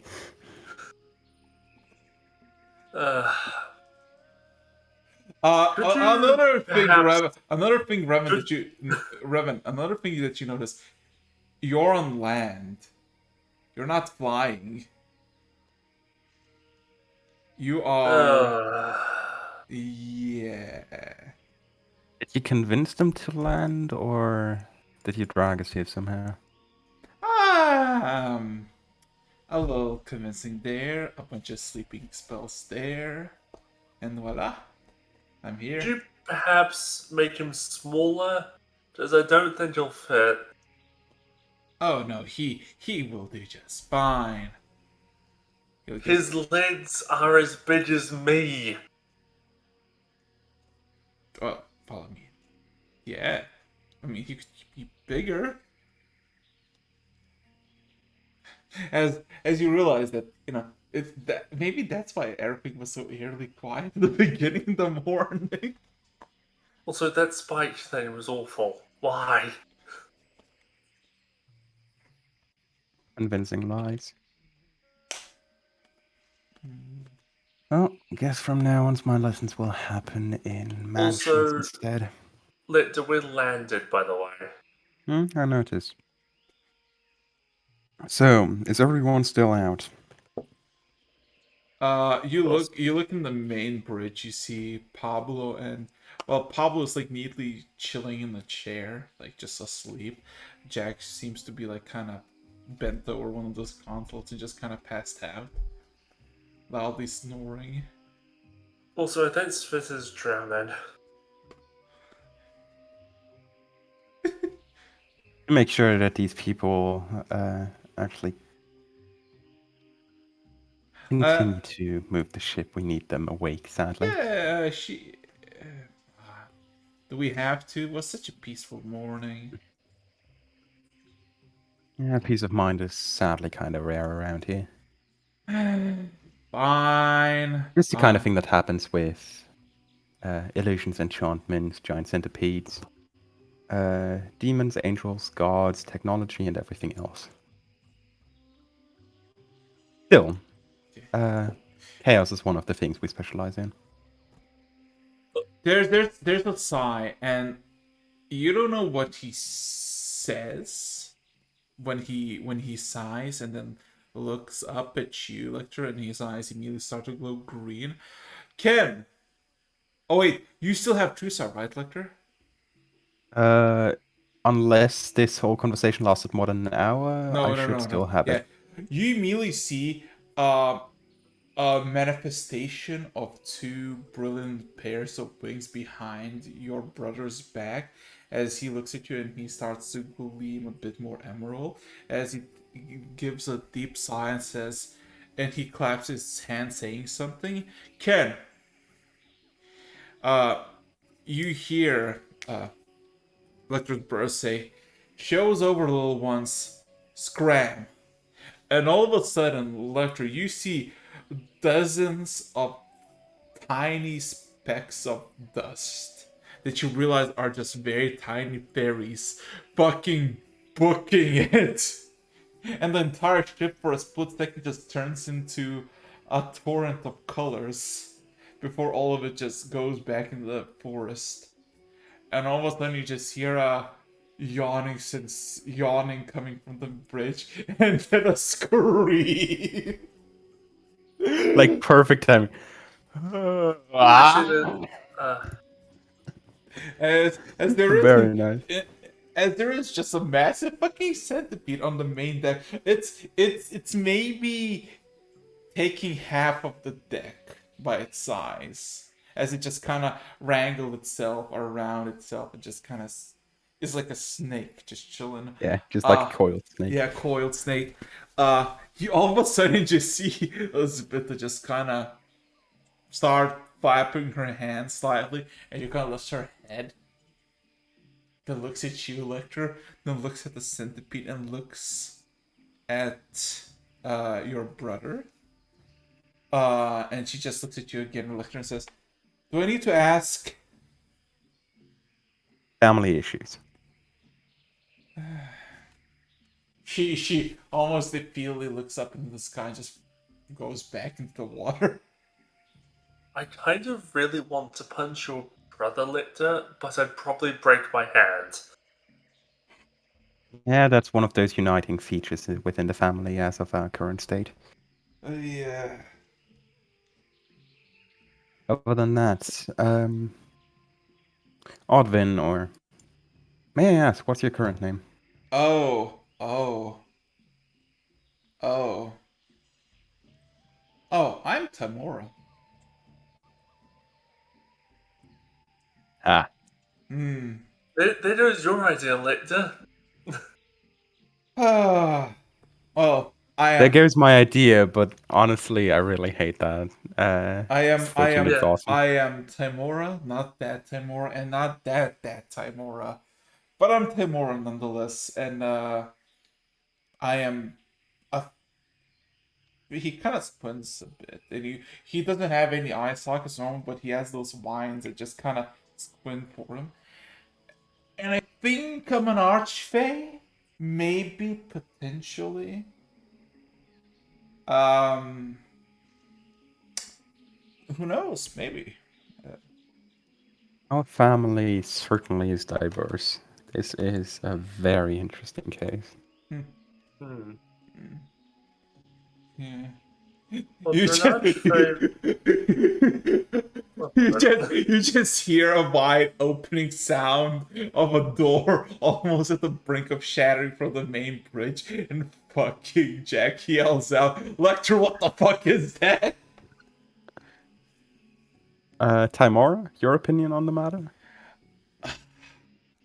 He takes a deep sigh. His name is Johnny. He's a giant centipede. Can you not tell? Do not have eyes, human. I hate my brother. Awesome. One moment, I need to. I mean, he you did say- a pretty good prank. You say you're an archfey now, so there's one quick test for that. What are you going to do? Stab him with an iron nail? No, I'm just gonna poke him with an iron nail. Fuck. Just not to do that. Okay, If you're gonna actually do it. If it burns him, he's an archfey. Okay, so as soon Advise as strongly against. as soon as you touch him with a nail, all of a sudden he looks at you, and all of a sudden opens his mouth widely as he reaches his hands for a split second, and the whole body turns to ash, just collapses, and just a pile of ash. Do I still have True Sight up? You do. The ashes are authentic. You see the centipede stares at the head pile. It does not have a face. It just has a mop, but it looks at the ash pile. It's a Oops. concerned face. Okay. Normally that just I'm trying to burns send a message to him. Uh-huh. Does the message go through? It does. Okay, where are you hiding?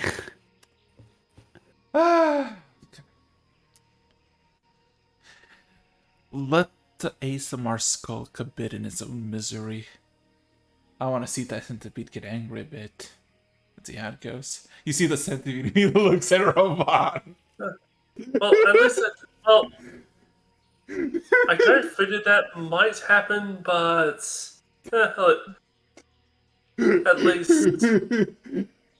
The centipede's probably angry with me now. Yeah, it starts to look at you and it slightly opens the mouth and you just see hear the breathing coming from it.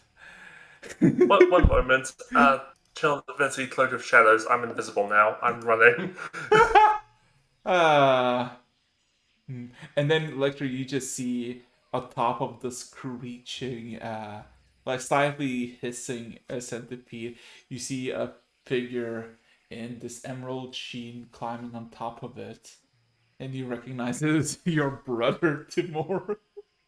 Hi. Is he? This is going to be really fun having you aboard. It's Adrian's Plucky 2.0. I'm kind of like, hell, he does know how to make things fun around here. Direct message to you, Ken. He is still alive, but he has asked me to refrain from telling that to Rovan. You see the lips zipping up, the lip movement from him. You see the centipede just hisses in the direction where Evan was, and then like kind of leans towards the ground, and one of its needles, or I guess the what's it called? What's the fucking thing? Mandibles? Yeah, mandibles touches the ashen pile. Like just nods it. And then all of a sudden you see like that your brother's like starting to pet it on his head. All of a sudden the centipede just like starts looking almost up and kind of starts like trying to look behind its back slightly.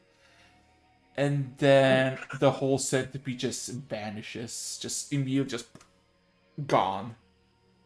And now you see your brother is in the middle of the air with a giant python, maybe 6-7 foot in length. And yeah, he just kind of casual walks with you invisible with the python in his hand, which is also invisible. One side note I just want to say, I have a TXT document where I'm documenting the current process with this entire situation. And then I have a checklist for all of the people. Yeah. And if there's something wrong with this, I note this. For example, Evanor still has this problematic situation. In Dovin's case, it most likely depends on Kurai. And for Rodwin Timora, I just have written down he's an archfey. That's a problem in of itself. Yeah, and Timor just kind of approaches you and asks you, where does Revan reside? Where is his dwelling? I think I need to give him a gift. I'm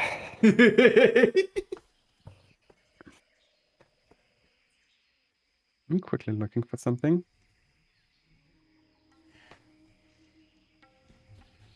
I mean, as long as he doesn't kill me. You all of a sudden get a message in your head, Kendall, from Timor, and he says, yeah, don't worry.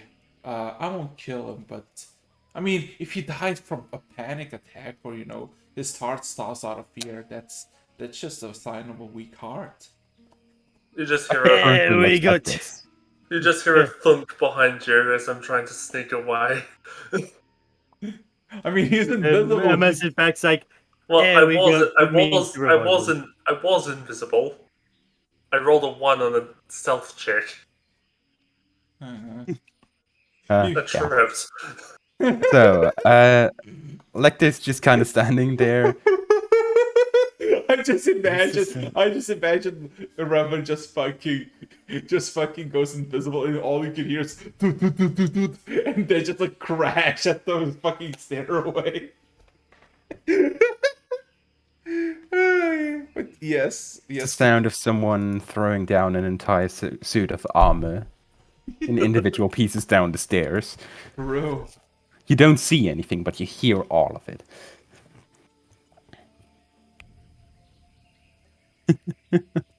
Runs right into the door. It's recommended to open that door first. So, what are you gonna answer, Lecter? Follow me. He just says with pleasure. See, curious. Wait. Oh no. Don't tell me you're doing what I think you're doing. I'm not doing anything right now. I'm just walking down the hallway, informing him about where the bigger suits are. And that currently, at least, some of these are occupied by us, including, of course, yours. Mm-hmm. So, where are you Yeah. leading him? Where are you leading him? I'm legitimately just like showing him around the ship, Mm-hmm. entirely communicated by messages. Uh-huh. Checking that nothing got damaged in the process of everyone being sent to sleep. No, everybody seems to be waking up and just in this confusion. And yeah, at the presidential suites, I'm just there, like, so yeah, this is my room, this is Ken's room, and this is Ravan's room, just so you know. He immediately opens the door and just throws It's barricaded. No, it's barricaded. Huh? With what? The bucket from Plucky. Wait, what? Yeah, I put the budget that Plutty had put on before we left the frozen island back up there. Well, I mean, he opens the door wide open. He doesn't care for a bucket. So the bucket just kind of comes crashing down. Yeah, and then your brother just chucks the python into the room and closes the door. Well, that's your companion's problem now.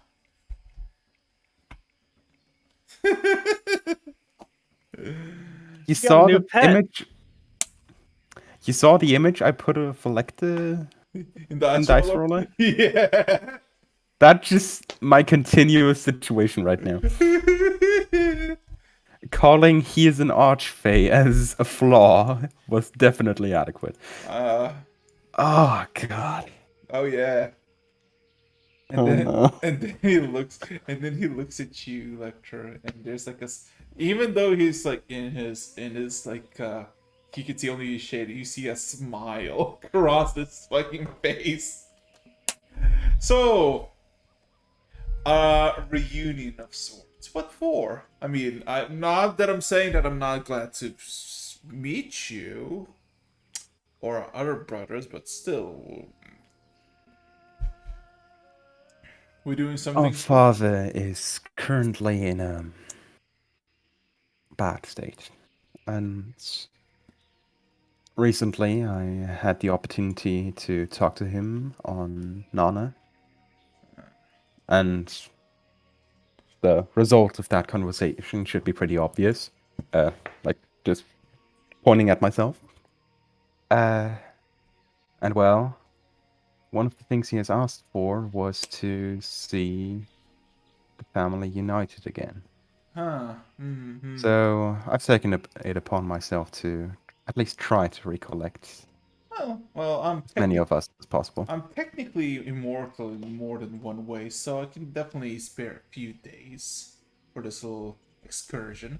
So, lead on, brother. What's your name again? I currently go by Lecter. Lecture. Yes. Go on. Let's proceed with this family reunion of sorts. Oh, The next one should be interesting. he kind of almost like gives like a hand motion towards like just just steps aside, just kind of gives you like the pathway to go wherever you want. Continuing my way through the ship, I just check whether Jack is okay by now. Jack is fine. Ish. Why is there an effing python in my room? Oh, you Is it don't even know. a python? You don't Is even. it still invisible? I'm not telling you. You don't see it. I did. I was just making that as a joke. Uh-huh. I did it. It goes straight to your boots.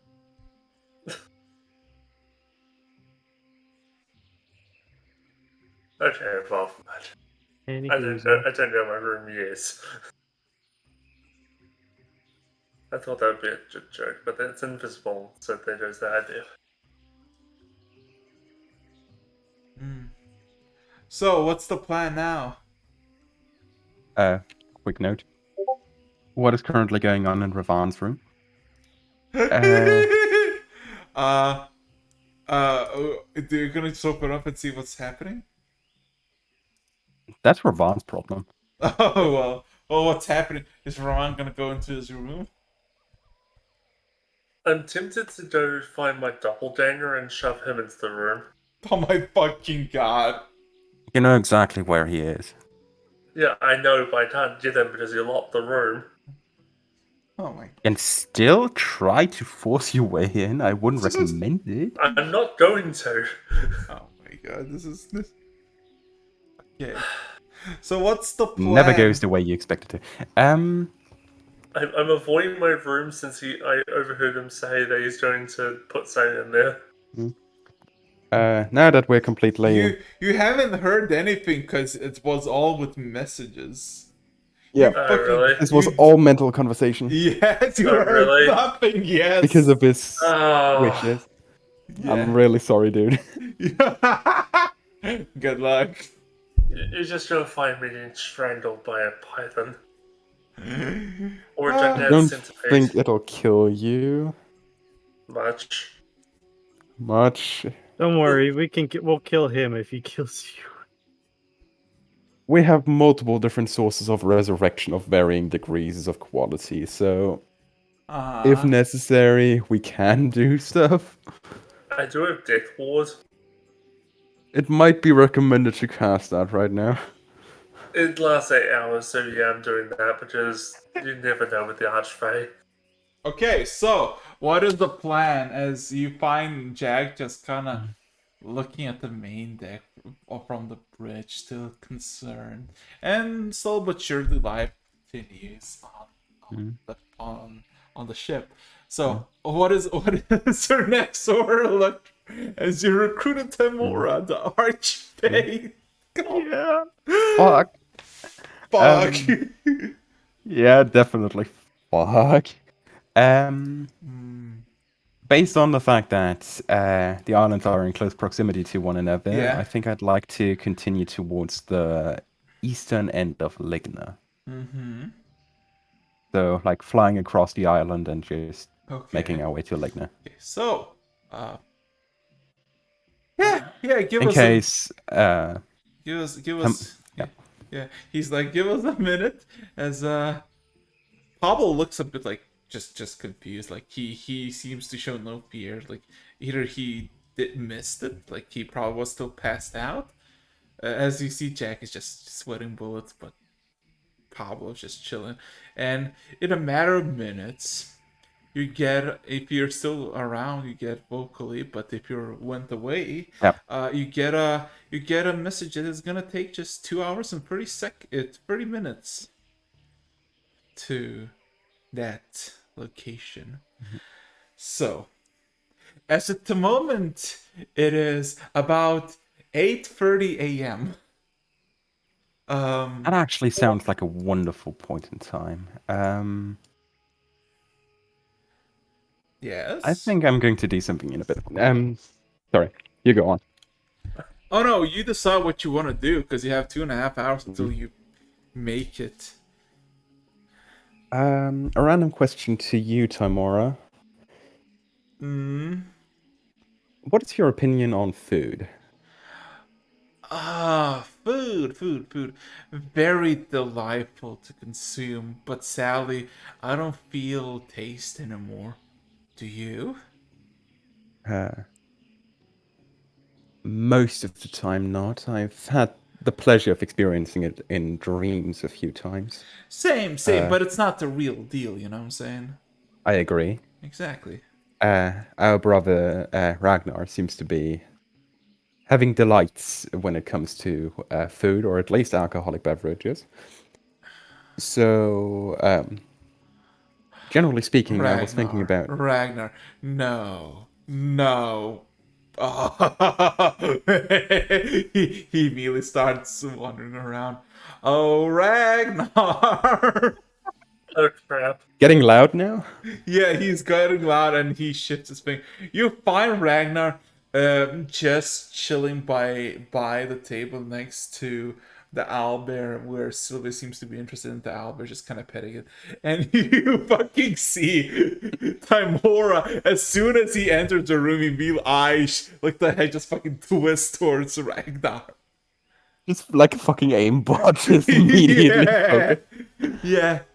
And then he raises his hands in the sky. And you see Evanor to the left, like immediately, as he Ready to pull the gun.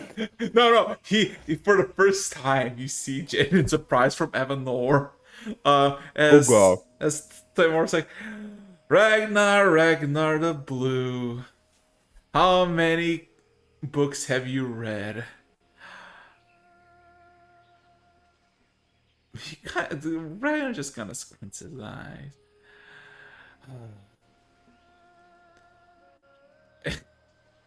He murmurs in silence almost a few. Tamora chuckles to himself as he approaches Ragnar and just kind of extends his hands in like a hug, and then kind of hugs him. And Ragnar kind of haphazardly hugs him back, kind of pats him on the shoulder, looking at you like, What kind of expression? roll an insight. Checking on my inside. Oh, finally something I'm decent in. Yeah. 27. I told you it's gonna be fun. Oh yeah. It's one of, well, at the beginning it was like genuine, like a happy surprise, then all of a sudden confusion, then realization, and then almost like help me. Yeah. I was completely expecting that. To, oh As he god, no. as he is just patting Timora's back and just like, good to see you, brother. And that brother is like very like, who, like very on the fence.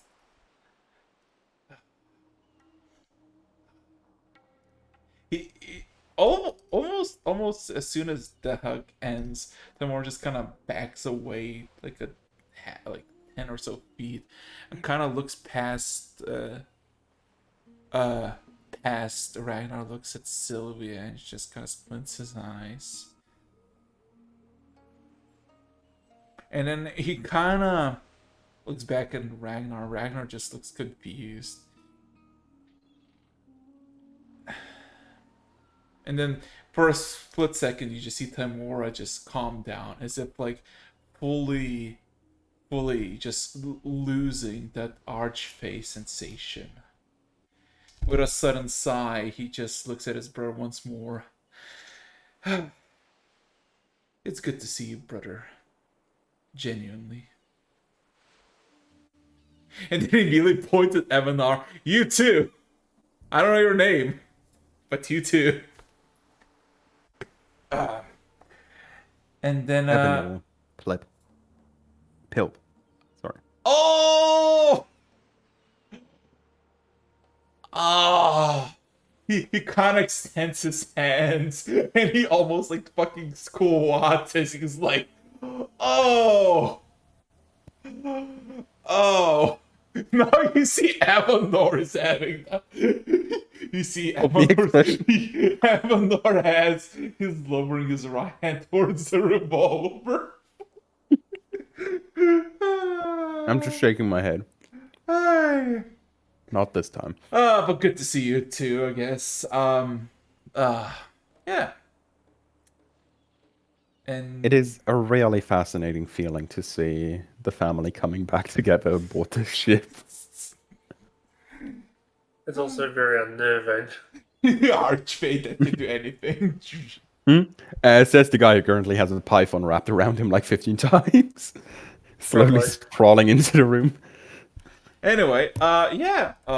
So what is everybody doing? Because after that introduction, Tamor just kind of looks around a bit, looks at Zan, and then kind of approaches Zan, just starts looking at him, and Zan seems to be paying attention to him, occasionally getting a drink or two, or 3, or 12. This 15. takes a while.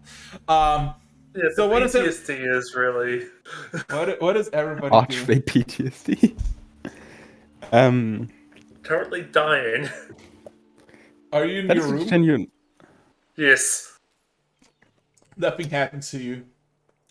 Okay. There's nothing Yes. in the room. There's the bucket that has been spilled, and everything is just present. Just It's nothing has moved. Nothing has shifted.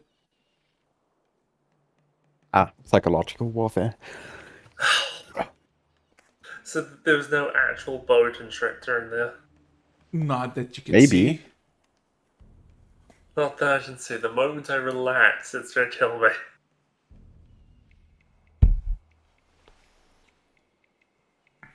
Yeah. So what is? You got 2 hours and 30 minutes. What are you doing? Come on. I think I'd sit down, have a few general conversations with my brothers. What's it about? Because everybody's in the tavern. Ragnar with Sylvia by the owl bear, Tamora by the Zan, just looking at him, and then Evanor at the corner brooding.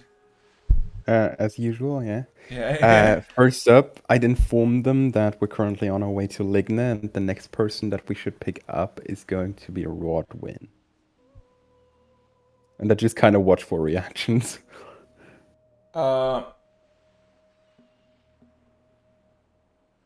Roll me an insight check.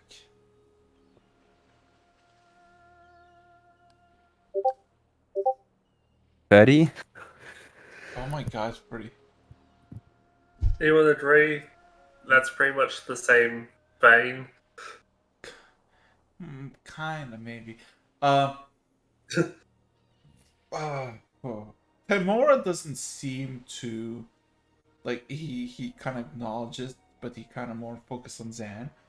Ragnar and Evanor look a bit distraught, but not because of what they think of it.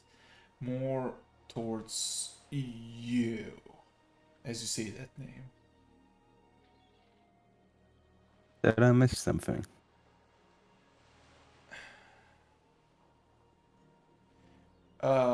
Ragnar just kind of like looks at you a bit. If he could blink, he would probably blink a very long time before opening his mouth. Nothing comes out for a good second or so, and then he just kind of spills it. You, Orion,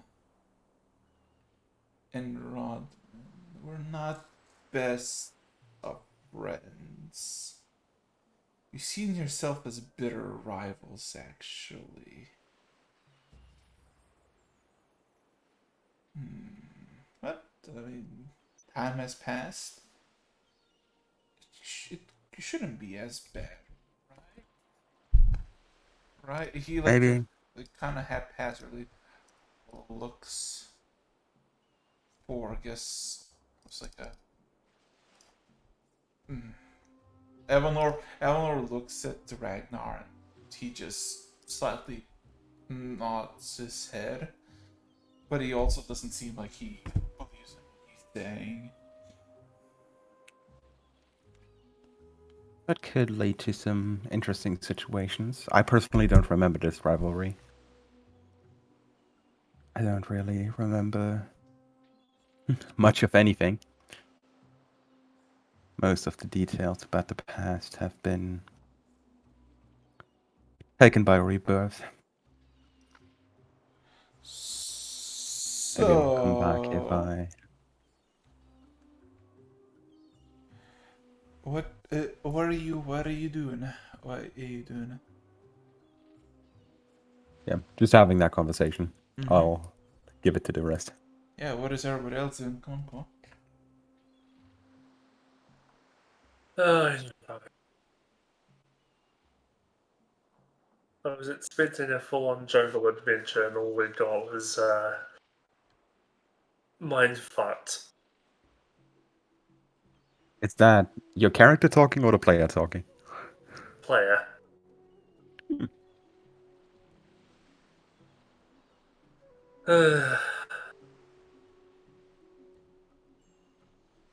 So, how's the character reacting?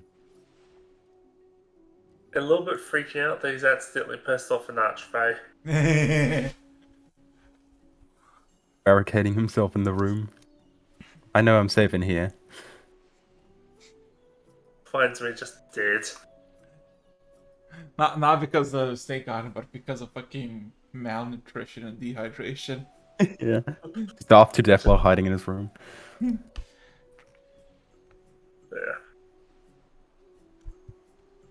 Yeah, no, I think I'm... Yeah.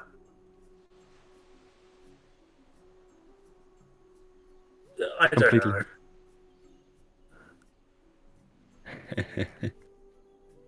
I don't even know why I find this to be funny, but Knowing someone happened to a Didn't say previous that. campaign, I'm a bit annoyed that it's happened twice. shit happens. So, if you just said something, Ken, it didn't pick up. No.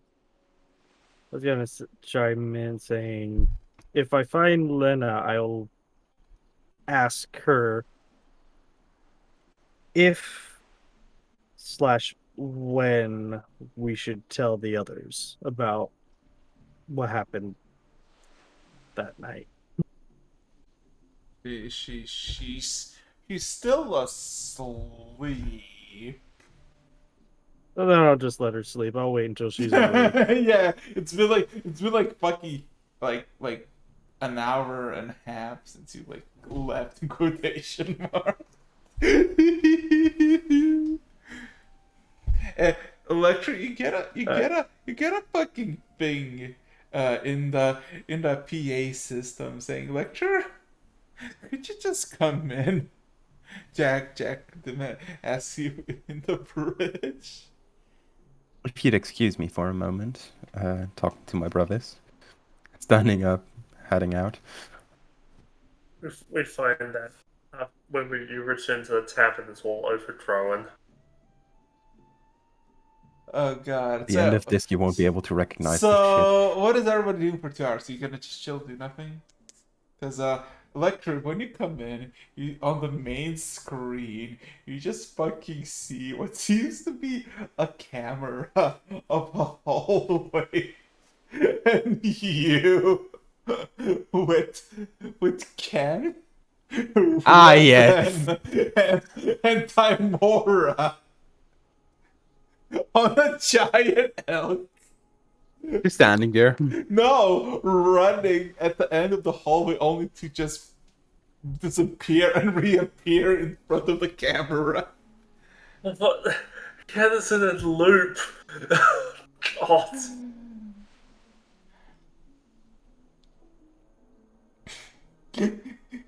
I'm going to watch this thing like 5 to 10 times in a row. No, it's not looping. It's actually continuously going as you see.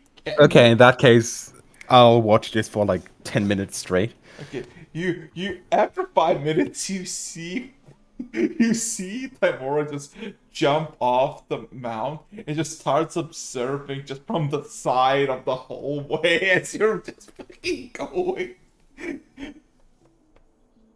And Jack just kind of points at the camera and just says, "What happened? What? Is there an Fae in our fucking midst?" My family has curious connections. I would assume that I have seen enough of this to be able to recreate this video using illusions if I wanted to, or at least like a Yeah. short piece of it. Yeah. Wonderful. Oh my god. I might think actually I'm- use that later. I think I'm arriving in that same area about now after calming down a bit. Yeah. Is that what happened to us? He had us on a loop in the same corridor over and over again. Wasn't a loop. This is ongoing. There's still slight shifts in No, movement. what? No, we go to one end of the hallway and he brings us back to the one we started at. Just how it works. He's not. Also, I didn't chill him with the nail, did I? No, I haven't seen him since. Insight. I'm rolling perception against that. Sorry, deception.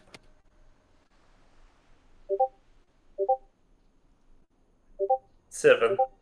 15. Bugger. Oh Personal boy. charisma checks are always nice. So. Also, technically speaking, since he's been invisible for like 2/3 of the time, I don't think that was too much of a lie. Yeah. So. Oh man. So just gonna idle, do nothing. If not, if so, let the time skip. Okay. Yep. Okay. Just one last note. I would inform Jack that I would like this piece. No, actually, not Jack. Who was it? Pablo. Pablo. Yeah. Pablo, for this specific part of the documentation to be wiped. Oh, why? Yes, we're not going to put it on the fantasy YouTube. That sounds like a business deal for later. Oh god, I still remembered Omnis recording of fighting a dragon and him yelling, "Moral stop!" Anyway. Oh god, yeah, well, we have so many cool things documented. So Yeah. Other than that, time skip, just nice conversation with my brothers. 2 hours pass, and let me quickly acquire the new map. That is the map of Ligna. Oh yeah, okay. Hell yeah. Hell yeah, not bad. It should be on stream. Hell yeah, and I'm gonna shove it in the dice roll in a second. So traversing towards the location that you put it, 2.5 hours. The first hour without a hitch.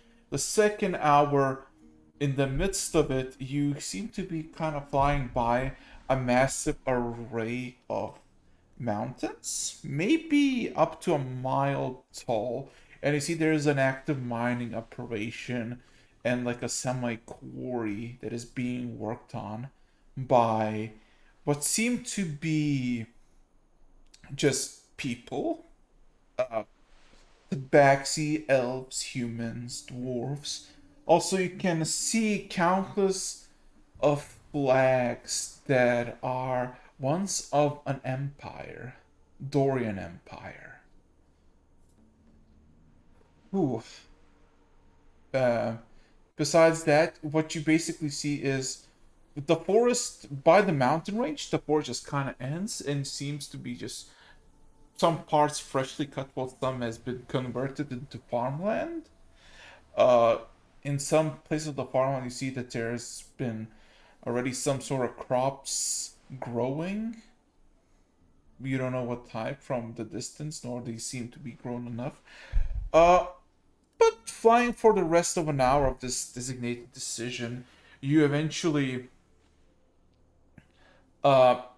you see that there's like every few hundred or thousand feet, you see, I guess, a small bundle of buildings, and you can see that in this place people traverse and walk with or by themselves in groups or wagons, as this is like I guess some sort of civilization brewing. And by the like remaining minutes of I guess the I guess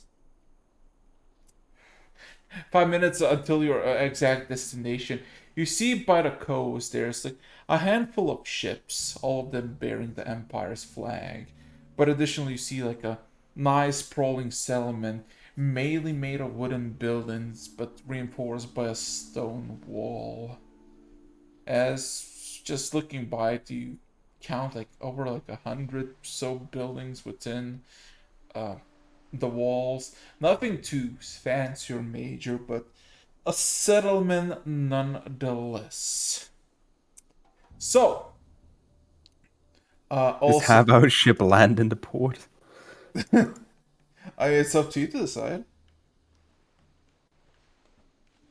As you can clearly see that all the people who are just observing the like are in the open are just kind of observing you, this giant massive cargo cruiser drug lord ship flying midair. Yeah. Mostly that's Okay. real fortunate for those people once they start turning into the Fey General. Want to change up things slightly. I mentioned casting Mirage Arcane earlier, but I didn't finish the spell. So I'm doing that now. And the thing I'm going for is one of these ludicrously huge Asian trading ships. And then I'm going to ask One Jack of and those. Pablo to land the ship in the water and like a bit Okay. offshore. Okay. Just settle in the port area for now. We'll continue from there. Okay. Okay. I should mention that this is only an outer shell. Alright. So the Yeah. inside still looks exactly the Yeah, same. yeah. So, you fly by slowly, casting, just not even casting a shadow, because the gray skies are still gray. It's not raining, but it's just, you know. And you get attention of everybody in the vicinity. You can just look down and see people looking up at you. And you maybe assume that there's like maybe over 1,000 people residing in this settlement. As you eventually dock, I guess, uh, by nearby, and you're like literally the I guess there's like two ships that are the size of the Black Crows. If you still remember that reference, Sorry, could you repeat that? remember the Black Rose, the ship, the Pirate Queen ship. There's like similarly sized, just slightly smaller ones. But even if you put like one against another, they still would be shorter compared to your ship. You see the two ships in relation to one another on the image? Yes, Our ship compared to the Black Rose. a bit bigger actually. Yours. Yeah, plus Yeah. that's a Chinese treasure ship. Yeah. The exact details are mostly irrelevant, but it looks foreign, but not alien, if you know what I mean. So It's yeah. like a giant ship that came from somewhere. It's also flying. Yeah. So Not anymore. So you see, as you land softly and the engines like kind of hull with the hum, you're maybe like like a quarter mile away from the actual dock, like 1,000 feet or so, and you see by the dock, which is relatively well built and maintained, and all the ships, you see You see, there's a lot of people. There's a lot of manpower with crossbows aiming. Okay, how do we react most appropriately right now? Fired artillery. No. Yes, that sounds like a Orbo- perfect option. I still have my 9th level spell slot. I use Meteor Swarm. Orbital Um, cannon. No, we don't. Ken, you just got black tips, right? Just dimension door, but this one is like, so what are you guys up to? No. Fuck you, I love this idea. Well, maybe just teleported them. No, exactly the other way around. We just appear over there in the middle of that crossbow line.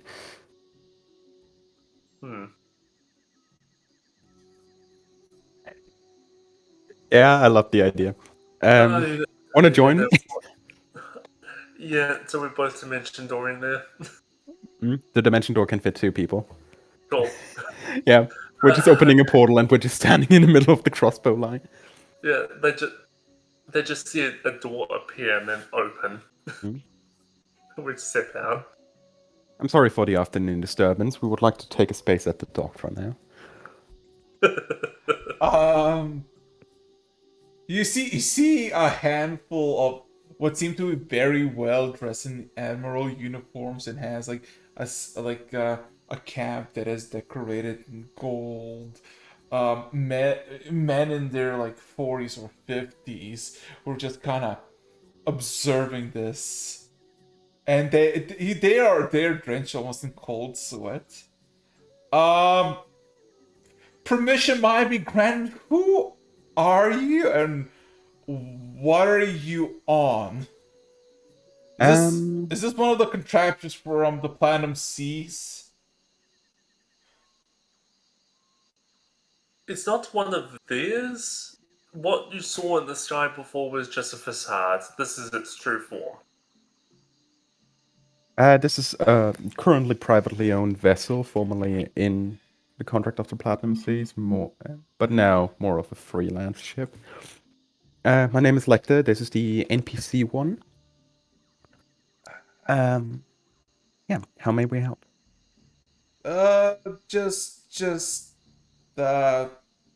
he kind of observes you.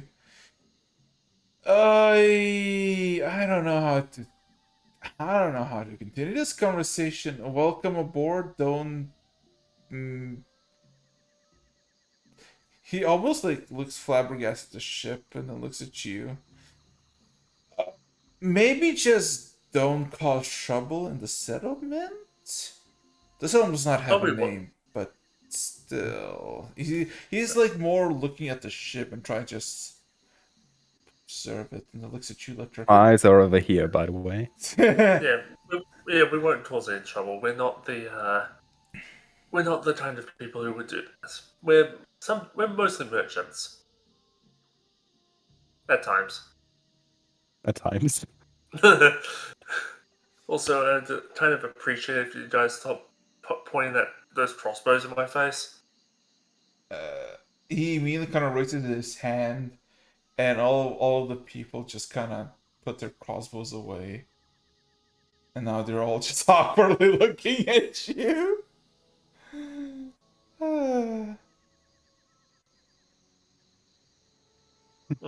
Thank you. While we're here in the port, there's a small general question. Has there recently been a musician around here who's been of similar appearance to me?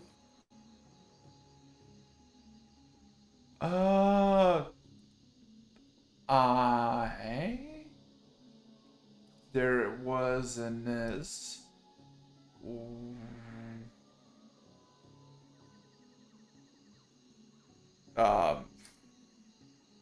You should ask Venice about it. I am not here about traveling minstrels or tavern participants or actors or performers. I am just here to maintain order on this island by the degree of the Emperor. In that case, we do not want to disturb your work. As much as we've already done. We're sorry about that, of course. And then he kind of Yeah.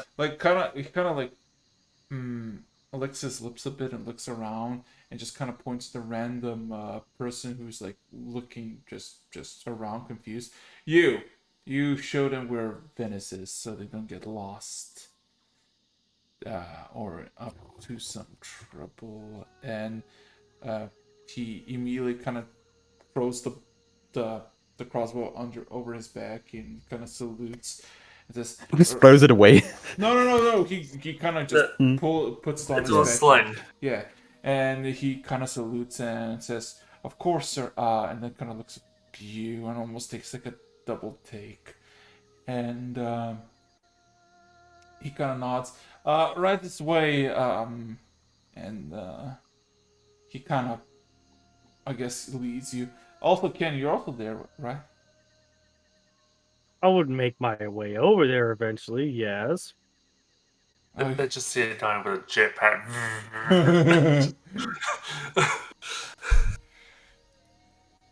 Also, I'm surprised it made me make a deception check when I said that the previous thing they saw was a facade, saying that the original ship did look. They wouldn't dare question us right now. Exactly. Good point. Yeah. So, give me a second. I could have pulled out the shard of Bahamas and they probably would have crapped their pants.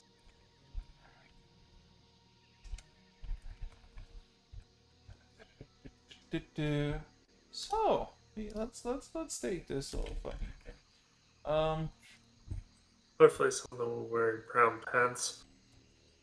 So, bam, bam, bam, bam, bam, bam, bam. Let's go. Come on, play it. Let's go. So, the first thing, that, of course, you're going on the docks, and basically from the deck of the ship into the floorboards that lead, I guess, immediately to the stone walls, and you see that there's ballistas and cannons quite sparingly placed on top of the walls. The walls are like 15 feet tall. There's metal gates that would block the exits or entrances, but they're wide open. And it kind of immediately goes into this almost this sensation of a city, even though the buildings of it are like 2 to 3 stories at best. The first thing that catches your eye as you cross the place is almost immediately to your left, like 30 feet. There is metal pikes that are stabbed to the side of the wall purposely, because on those pikes there are several hanged individuals against the wall, their faces covered in bags, and their bodies, looking at them, maybe over a week old, decomposing and rotting, as you see the crows and the local birds feast on either the droppings or what remains on the body.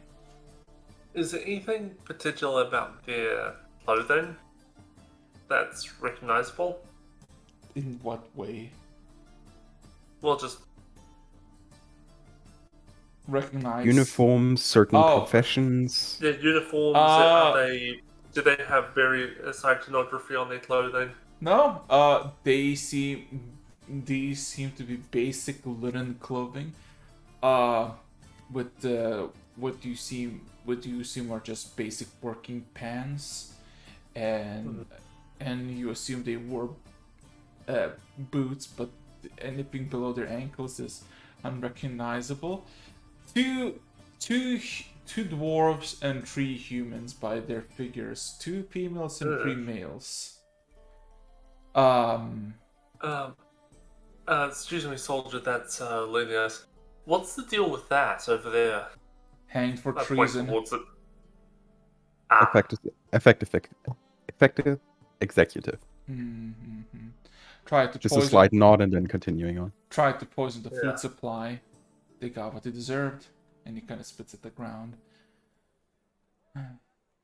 As you continue for several minutes, and the place is relatively organized, if you will. There's a lot of empty space at the center. Like the center is wide and open, and there's almost nothing. There's this very basic cobble road or path set where people can walk, but most people ignore it.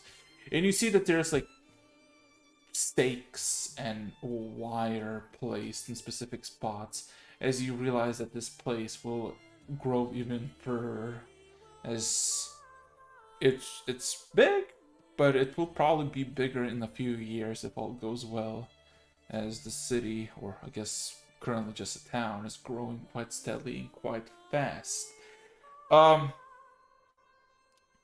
Takes you a few minutes, and you just observe everybody's relatively fine, not finely dressed, but like not super poor, not like starving, but everybody seems to be hardworking worker who earn their bread either probably in the fields as you explored, in the mines, or some sort of profession or artistry in this place.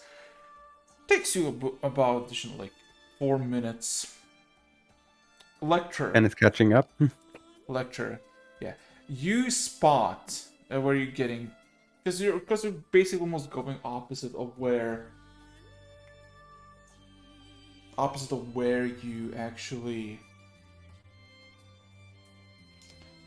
yeah, where you opposite of where you actually came from. And all of a sudden you have this sensation of deja vu. As you look around, you almost like recognize a corner. Like you almost like take a double take, and you realize that this corner is kind of familiar to the one that you saw a vision of your brother surrounded by children as he was playing a tune to them. And then kind of look around, and in the distance, a few hundred feet away, still at the very edge of the walls, where there's trees that have not been chopped, even some of them are marked for being uprooted and destroyed. You see like this, almost like a makeshift scene, not a scene, but like a stage for theatrical performances played. And you look around the surrounding trees, and you think you recognize one of the trees looking up. Like you've seen someone on it before. And something springs in your mind. You've seen Kalia here before, on one of those trees, observing down below the stage. For Revan and Ken, you see Electra just stopped for a minute and is now just kind of staring. what's up? Deja vu of some shape. Just remembering things. Let's continue. So, you think your biological brother is here? Pretty likely. At least if the sand map of my father was accurate. And I mean, we're pretty Hopefully- decent on time. Hopefully they haven't got a metaphorical stick up their ass like the underwater one. That'll change at some point. Pretty soon, actually. So, you walk to just this relatively recently finished building, maybe less than 2 months old, as you see some parts of it still have not received any paint, as it seems all decked out in this very soft red paint on the walls. And you see that there's windows that are kind of, what's it called, colored in specific places, while on the second floor of this 2-story building seem to be not. And the man just kind of knocks on the door and almost immediately yells out, "Venice, you there?" And then almost like a grunting sound comes down, as if like somebody just dropped like a pot downstairs, as you hear a massive clanging.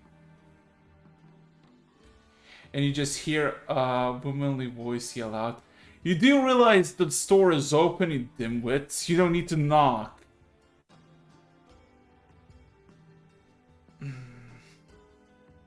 Already And incredibly. then Oh. yeah, and then you just see the guard just kind of take a step back, and kind of point at the door like cautiously. She has a bit of a temper, but she's here. Anything else? No, thank you for the path until here. Oh, the Emperor guides us, and he kind of like almost like immediately skulls away in the opposite direction. Yeah. I'd flip him a coin while on the way. Yeah, I'll have some pocket change left. yeah, he would immediately kind of grab it. If he grabs it, he grabs it. If it goes on the floor, he takes it. No, like Oh. I either put it into his hand or flip it in a way that he would be able to grab it out of the air. So well, he takes it. He kind of nods Or and it pops lands it. his coin purse. Yeah. Mm. So, yeah, you can all hear that there is this frustration of like deep, painful sighs, but not of pain, of like frustration, as you can hear something is being moved.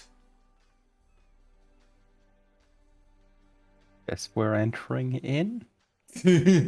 Yeah.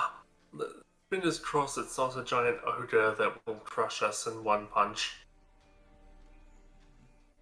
We are level 17 adventures. I'd like to see that ogre. I know. Okay. So the first thing, you open up the door and you see that there's this brilliant ruby light that is shining through the colored windows. The first thing you see at the corner is a warforged head just sunken into the table, as he seems just kind of on the chair, just kind of half the body on the table, as he's laying there unresponsive. Looking to your immediate right, you like 15 feet away, you see a countertop and a shopkeep stall of a bunch of drinks and a bunch of what seem to be everyday goods. And you see a girl maybe in her mid-20s, late or early 20s. Short, dark hair, freckles. And she seems to be very frustrated as she's trying to drag an actual animal across the floor. Could we help with that? Could we help with that? I don't think you specified what race she was. You just said girl, you didn't say human. Didn't Oh say yeah, elf. she's human. She's human. Oh, no, Yeah. I was thinking half-orc for a second. No. She takes a heave and then she almost like tries to retort. She takes a deep breath and looks at you, covered in sweat. And then Needs some assistance? she stops and stares at you, Lecter.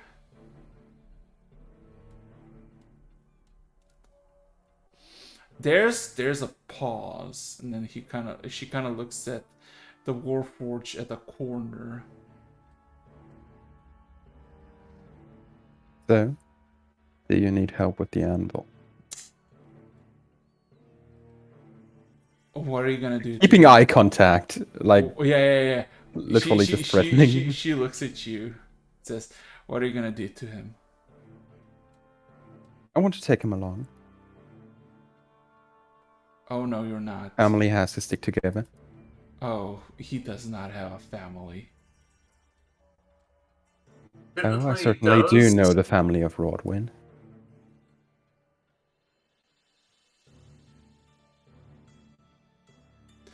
You Yeah, all of a Jimmy's sudden, assistants. you hear, as soon as you say the word Rodwin, you hear a creaking sound from the corner. As you see this chassis that it seems to recently been covered in, like, heavily covered in blood. And you see his blood red eyes gleaming at you.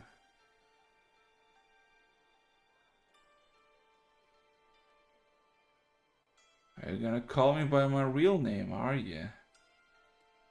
The only one I know.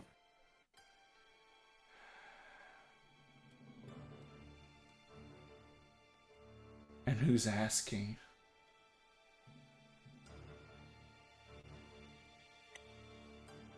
Call me what you will. Most people refer to me as Lecter. If you want to, call me Orion. I would like it to make me a dex saving pro. Just like Okay. As his eyes immediately glare up, and he throws the table to his left, immediately runs up and jumps kick you in the chest. And you fail. Can I? Wait, can I use? No, you cannot do anything unless you have a It reaction. was an instant No, I was- thing, yeah. No, but I was thinking as a reaction. I don't know if I don't think I It- can use it as a reaction. The manifest the echo. Nope. That's Just a bonus so action. it's a bonus action, yeah. Roll me a strength check now. Just Me? roll. Yeah, Or- roll me a strength check. Yeah.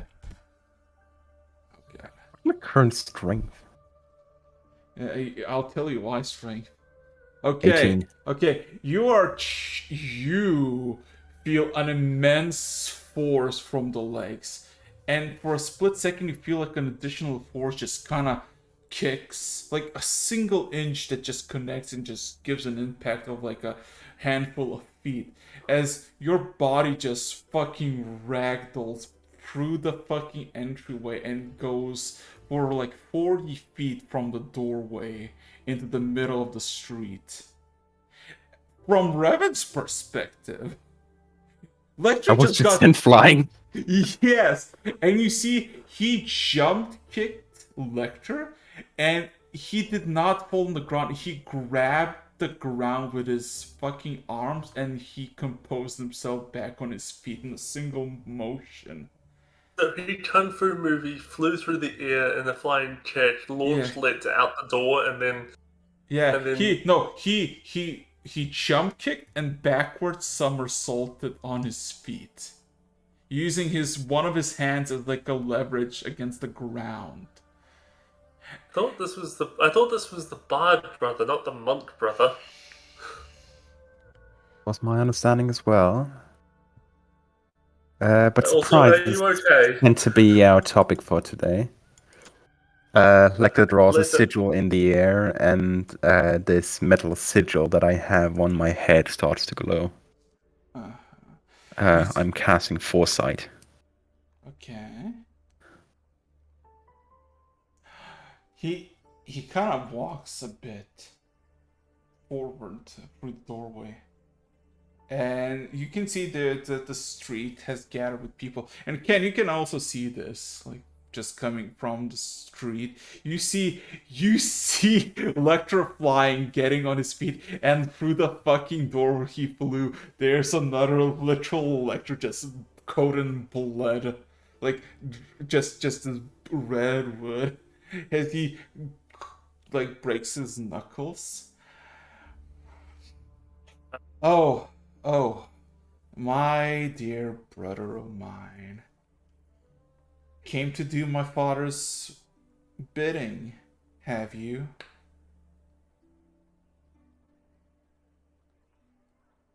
I was asked to. Has to.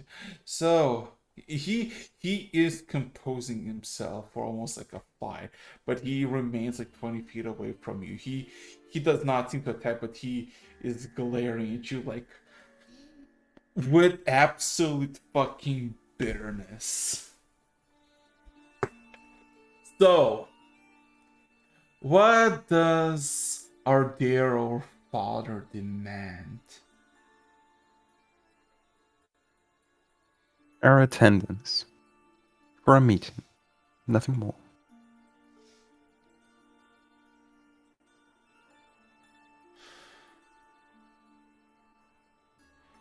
He kind of looks at you, kind of sways his head back and forth, kind of walks a bit, just kind of observing you. You have his banner. You claim that we just gonna go there and just have a talk. You can't be this naive, can you now, Orion? Then again, you are one of the youngest. You might just be lacking some insight, some experience. Our father is a cruel individual. I hope you know that. Whatever Noah's been telling me, I bet.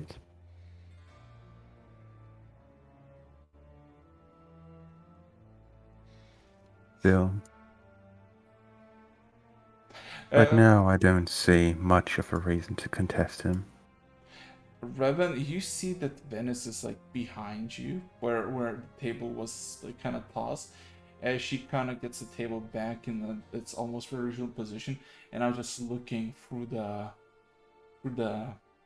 hallway, not hallway, but just through the door, just observing this whole thing. Is he usually May I like ask this? what kind of emotion is in her face?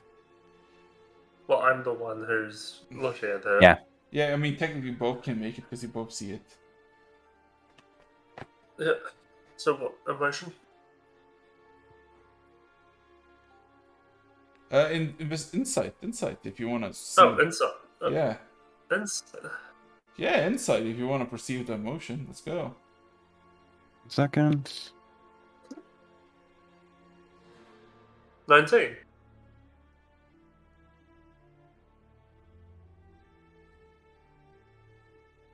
24. 24.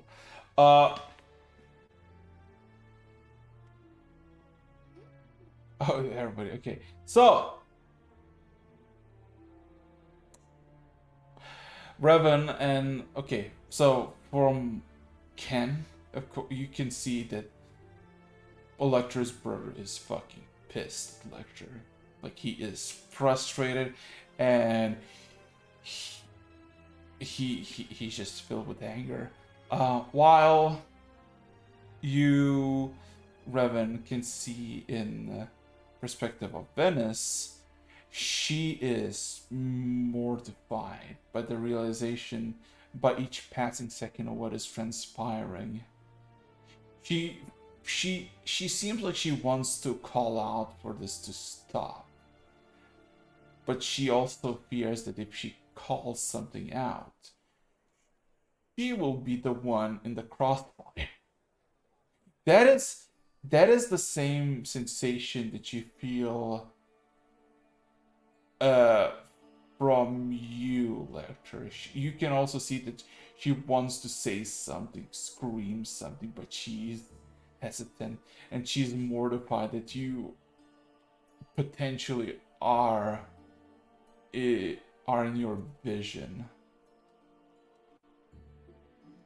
While your brother in front of you seems to show no fear, looking down at you, like a good inch or two taller than you, if you think about it. But while there's genuine hatred towards you, there's also this unsettled score, this sensation of something that has not been scratched, that something has not been resolved, and it's been eating him alive. We have not talked in a very long time, and I'm afraid The conflict that led to this confrontation has been erased from my mind. May you remind me as to why we are fighting?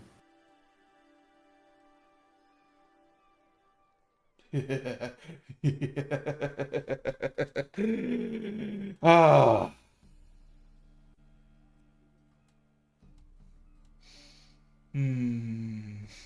Roll me a persuasion check.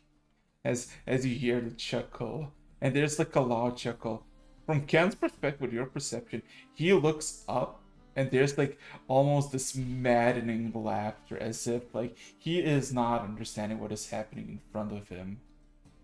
25. And you see with each chuckle, you see his eyes are slightly glowing. I'm gonna manifest my echo and start approaching from behind. Echo on one side, me on the other. Just getting ready in case he decides to do something. Okay. All right. Yeah. Okay. So.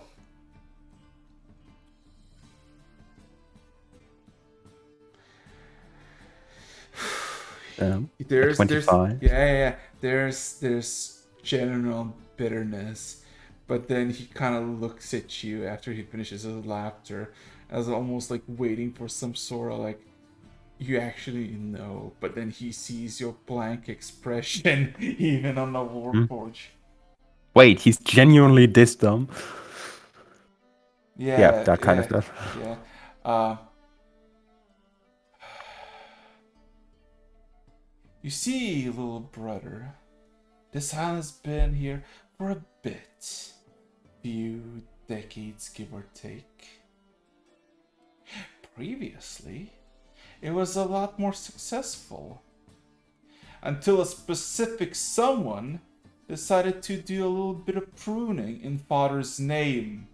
As he kind of squats down and you see his eyes are glowing red with hatred, almost seeping through the eyelids.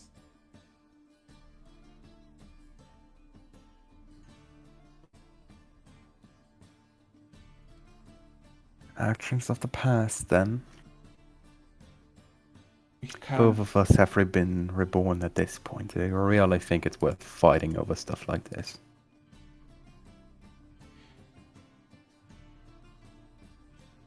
I know my father more than you do. And I know that he loves keeping grudges. He lived more than this entire civilization. Before the founding of the Empire.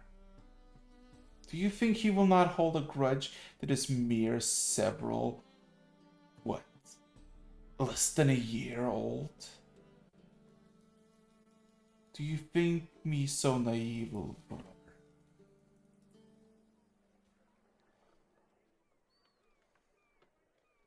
Let's take it realistic. By the end of the conversation, he's going to be dead anyway.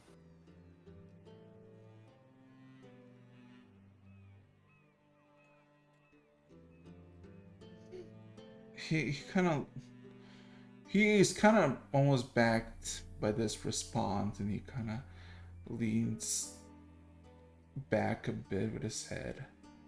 This time of surprise. Humor me. Why?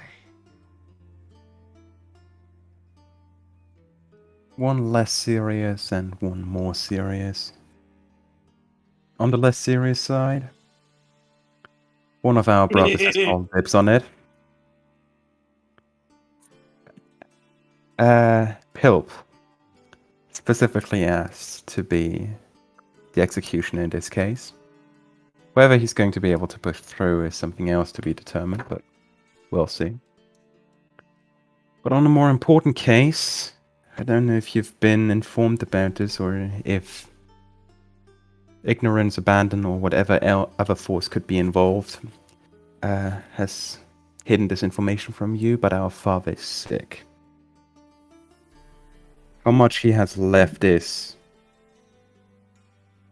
well, not known. And that is why he asked me to get you together so he could at least see his sons one last time. Remember the phrasing, one last time. A dead man doesn't have any grudges.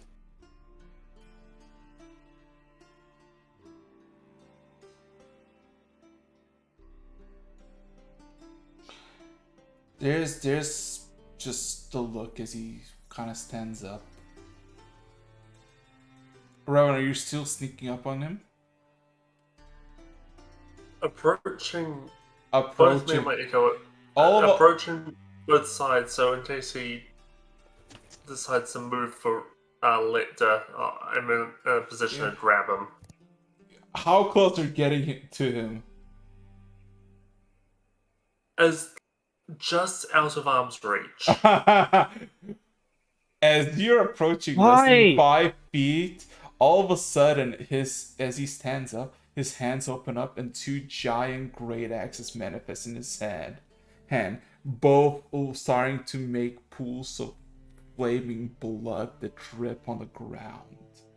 He kind of looks slightly behind him, looking at your direction, Revan. For your health, crap. don't.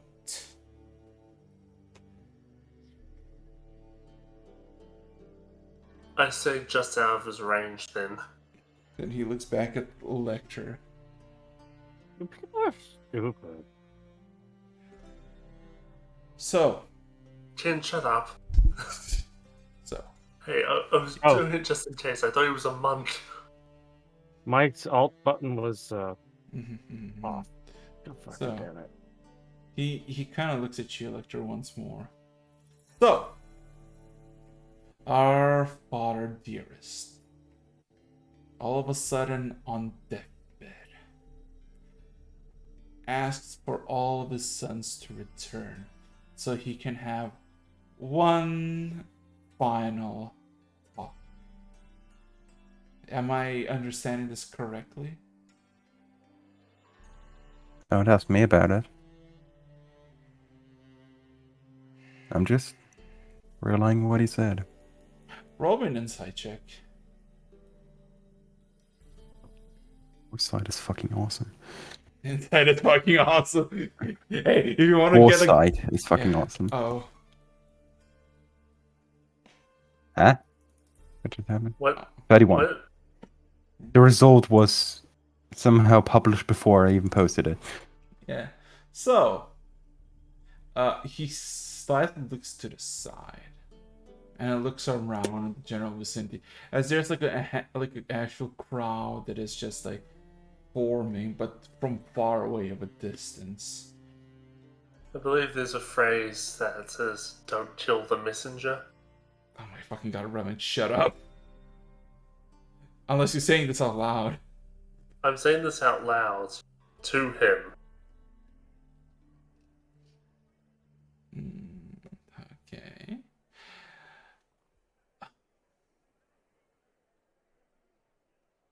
He kind of just observes everything, and you see that there's like actual cars that are coming from the docks that are like on the double with crossbows drawn. Then looks at them, looks back at you. And when are you gonna leave? Leave to where? To meet father.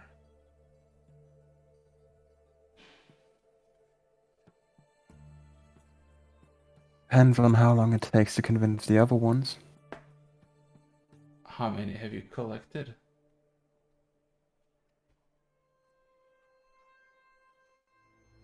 Ah, 4 out of 14 with 2 more on the way. Almost halfway. He takes a deep sigh, and you see the fire in his eyes subsides.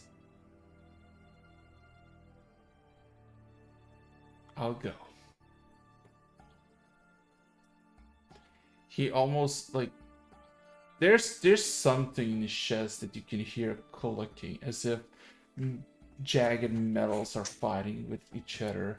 And then he disintegrates one of the axes in his right hand, then turns around, walks past you, Revan, not even flinching, just walking past you, and walks up to the girl in the doorway as he hands the axe to her and kind of gives a nod, and she gives a nod as well. And then he kind of walks in. Man, after like a half a minute or so, he comes out with this very fancy hat. That is more of a bard attire, but nothing else. Mm.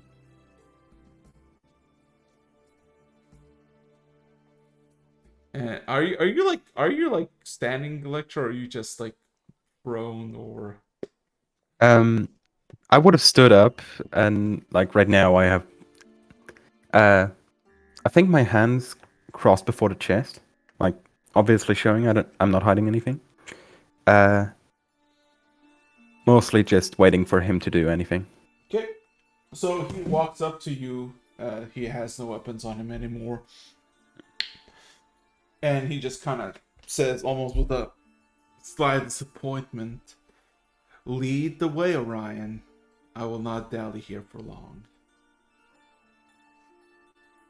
Sure. How shall I call you? I retain my name through death. As you wish. Kind of nods.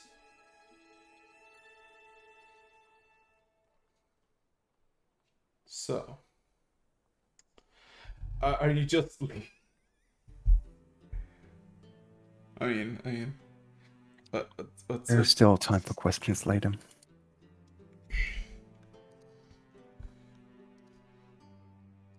I don't know if this guy can read minds. But there's like a mental sigh currently going on in Lecter. Hmm. Just kind of happy that it turned out this way. Yeah. Probably for the better. I pretty much stand down as well, seeing that it seems things have been resolved, and then you see my echo return to my shadow. Message to you. Are you suicidal?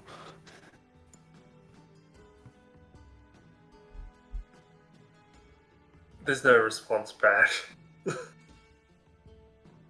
That feels weirdly adequate. Still. Mm-hmm. See?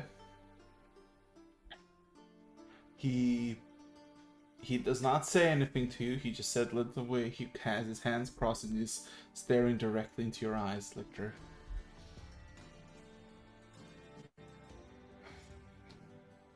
The way you described him makes me immediately think of this.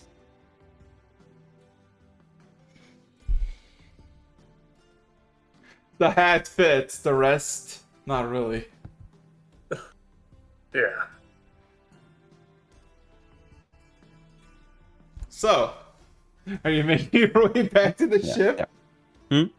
We had those soldiers heading our way because... No. They all see the commotion, and while some try to draw their crossbows, they immediately get an order to stop with a sudden shout.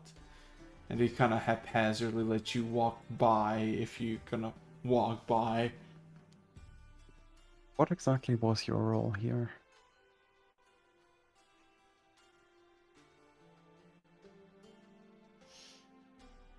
I shall not discuss this with you in front of them. I just nod. For if they knew who you are, you would not make out of here alive.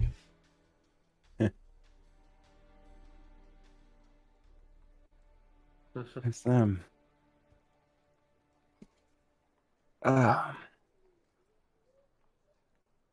So wait, how many are we currently? Rivan, Ken, Audud, Let's go and jetpack. Yeah. And Ken, are you then- flying yourself? Ken, my boy. Ken, Yeah. Are you are flying you gonna be yourself? are you flying yourself back to the ship? Okay. Cool. In that case, that should be. It's the ship is less Fifth. than 500 Okay. feet from the dock, right? Yep. Okay, I'm just dimension dooring. Am I dimension dooring again? You dimension door yourself and your brother. Yeah, I think we would just take the dimension door approach to get back on the ship. Yeah. Yeah, we each have our own unique version of dimension door. Might want to just snap my fingers and just go poof. Okay. I think mine is just the fucking portal from Nova from Warframe. Oh god. So, you all make it back on the ship. As Evanor is on the main deck. And you see Rodwin and Evanor just change looks. Just a deadlock between both of them as they observe each other. But none of them says anything. Oh, actually, I should point out. So I go poof when I teleport, but when I end up on the other side, it looks like a door that I just kick open. You wish to? I Just a could door go, appearing "Huh." out of nowhere, kicks it open, But- and then just. You just see a door just fold out of nothing, and then boom, baby. I don't want that to be animated. Anyway, continuing on. Where is it?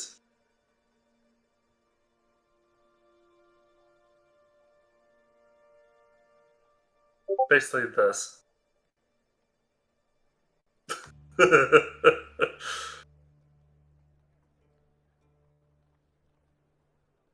Yeah. Anyway, That was so eventful. we currently have 5 of the collector units, or whatever we call us, the Baron, aboard the ship. If we collect all of them, we get a cash prize. Oh no. Oh. Oh no. Does this include the second generation 1516? Oh. Oh, I don't want to go search for those. Oh no. Whatever. So Just message to sorry, Pablo and Jack. uh-huh. Start turning the ship south. We're leaving. Okay. Anywhere specific? Does that island even have a name? That island does not have a name on the map. But okay, south. So takes a minute or so, and Check the map. If there's anything there, roughly that direction. I know. In layman's terms, anywhere but here. We're right here. So Inaccurate? it's been as you're making your way on the ship and I guess getting to I guess comfortable again, and the ship slowly but surely leaves the basin of water back on the sky. I have a question for you. It's been 3.5 hours. Do you want to continue? I think this is a good time to call it. If you say so, let's I go. was We just got two thinking. brothers, one session. Two Yeah. brothers, one session. That sounds like a fucking. Shut up. No. Found an archfey and a very angry barbarian. Ooh, that is. He's a barbarian. Yeah. What do I thought he you? was, I thought he was a monk initially. do you insult the barbarian thighs as they can kick like a mule? Oh, God. Ah. I think essentially got grasshopper legs. So question is there anything you want to say before I'm shutting the stream down with no survivors? Go, go, go, go, go. Just put a barbarian nuke aboard the ship. Fuck. Barbarian had a dude couple and of an things. archfey. You have calm emotions, right? I don't have it prepared. I don't know if I actually do have it. Oh, Lecter? I don't like the idea of trying to enchant this guy because if he finds out, I'm going to be dead.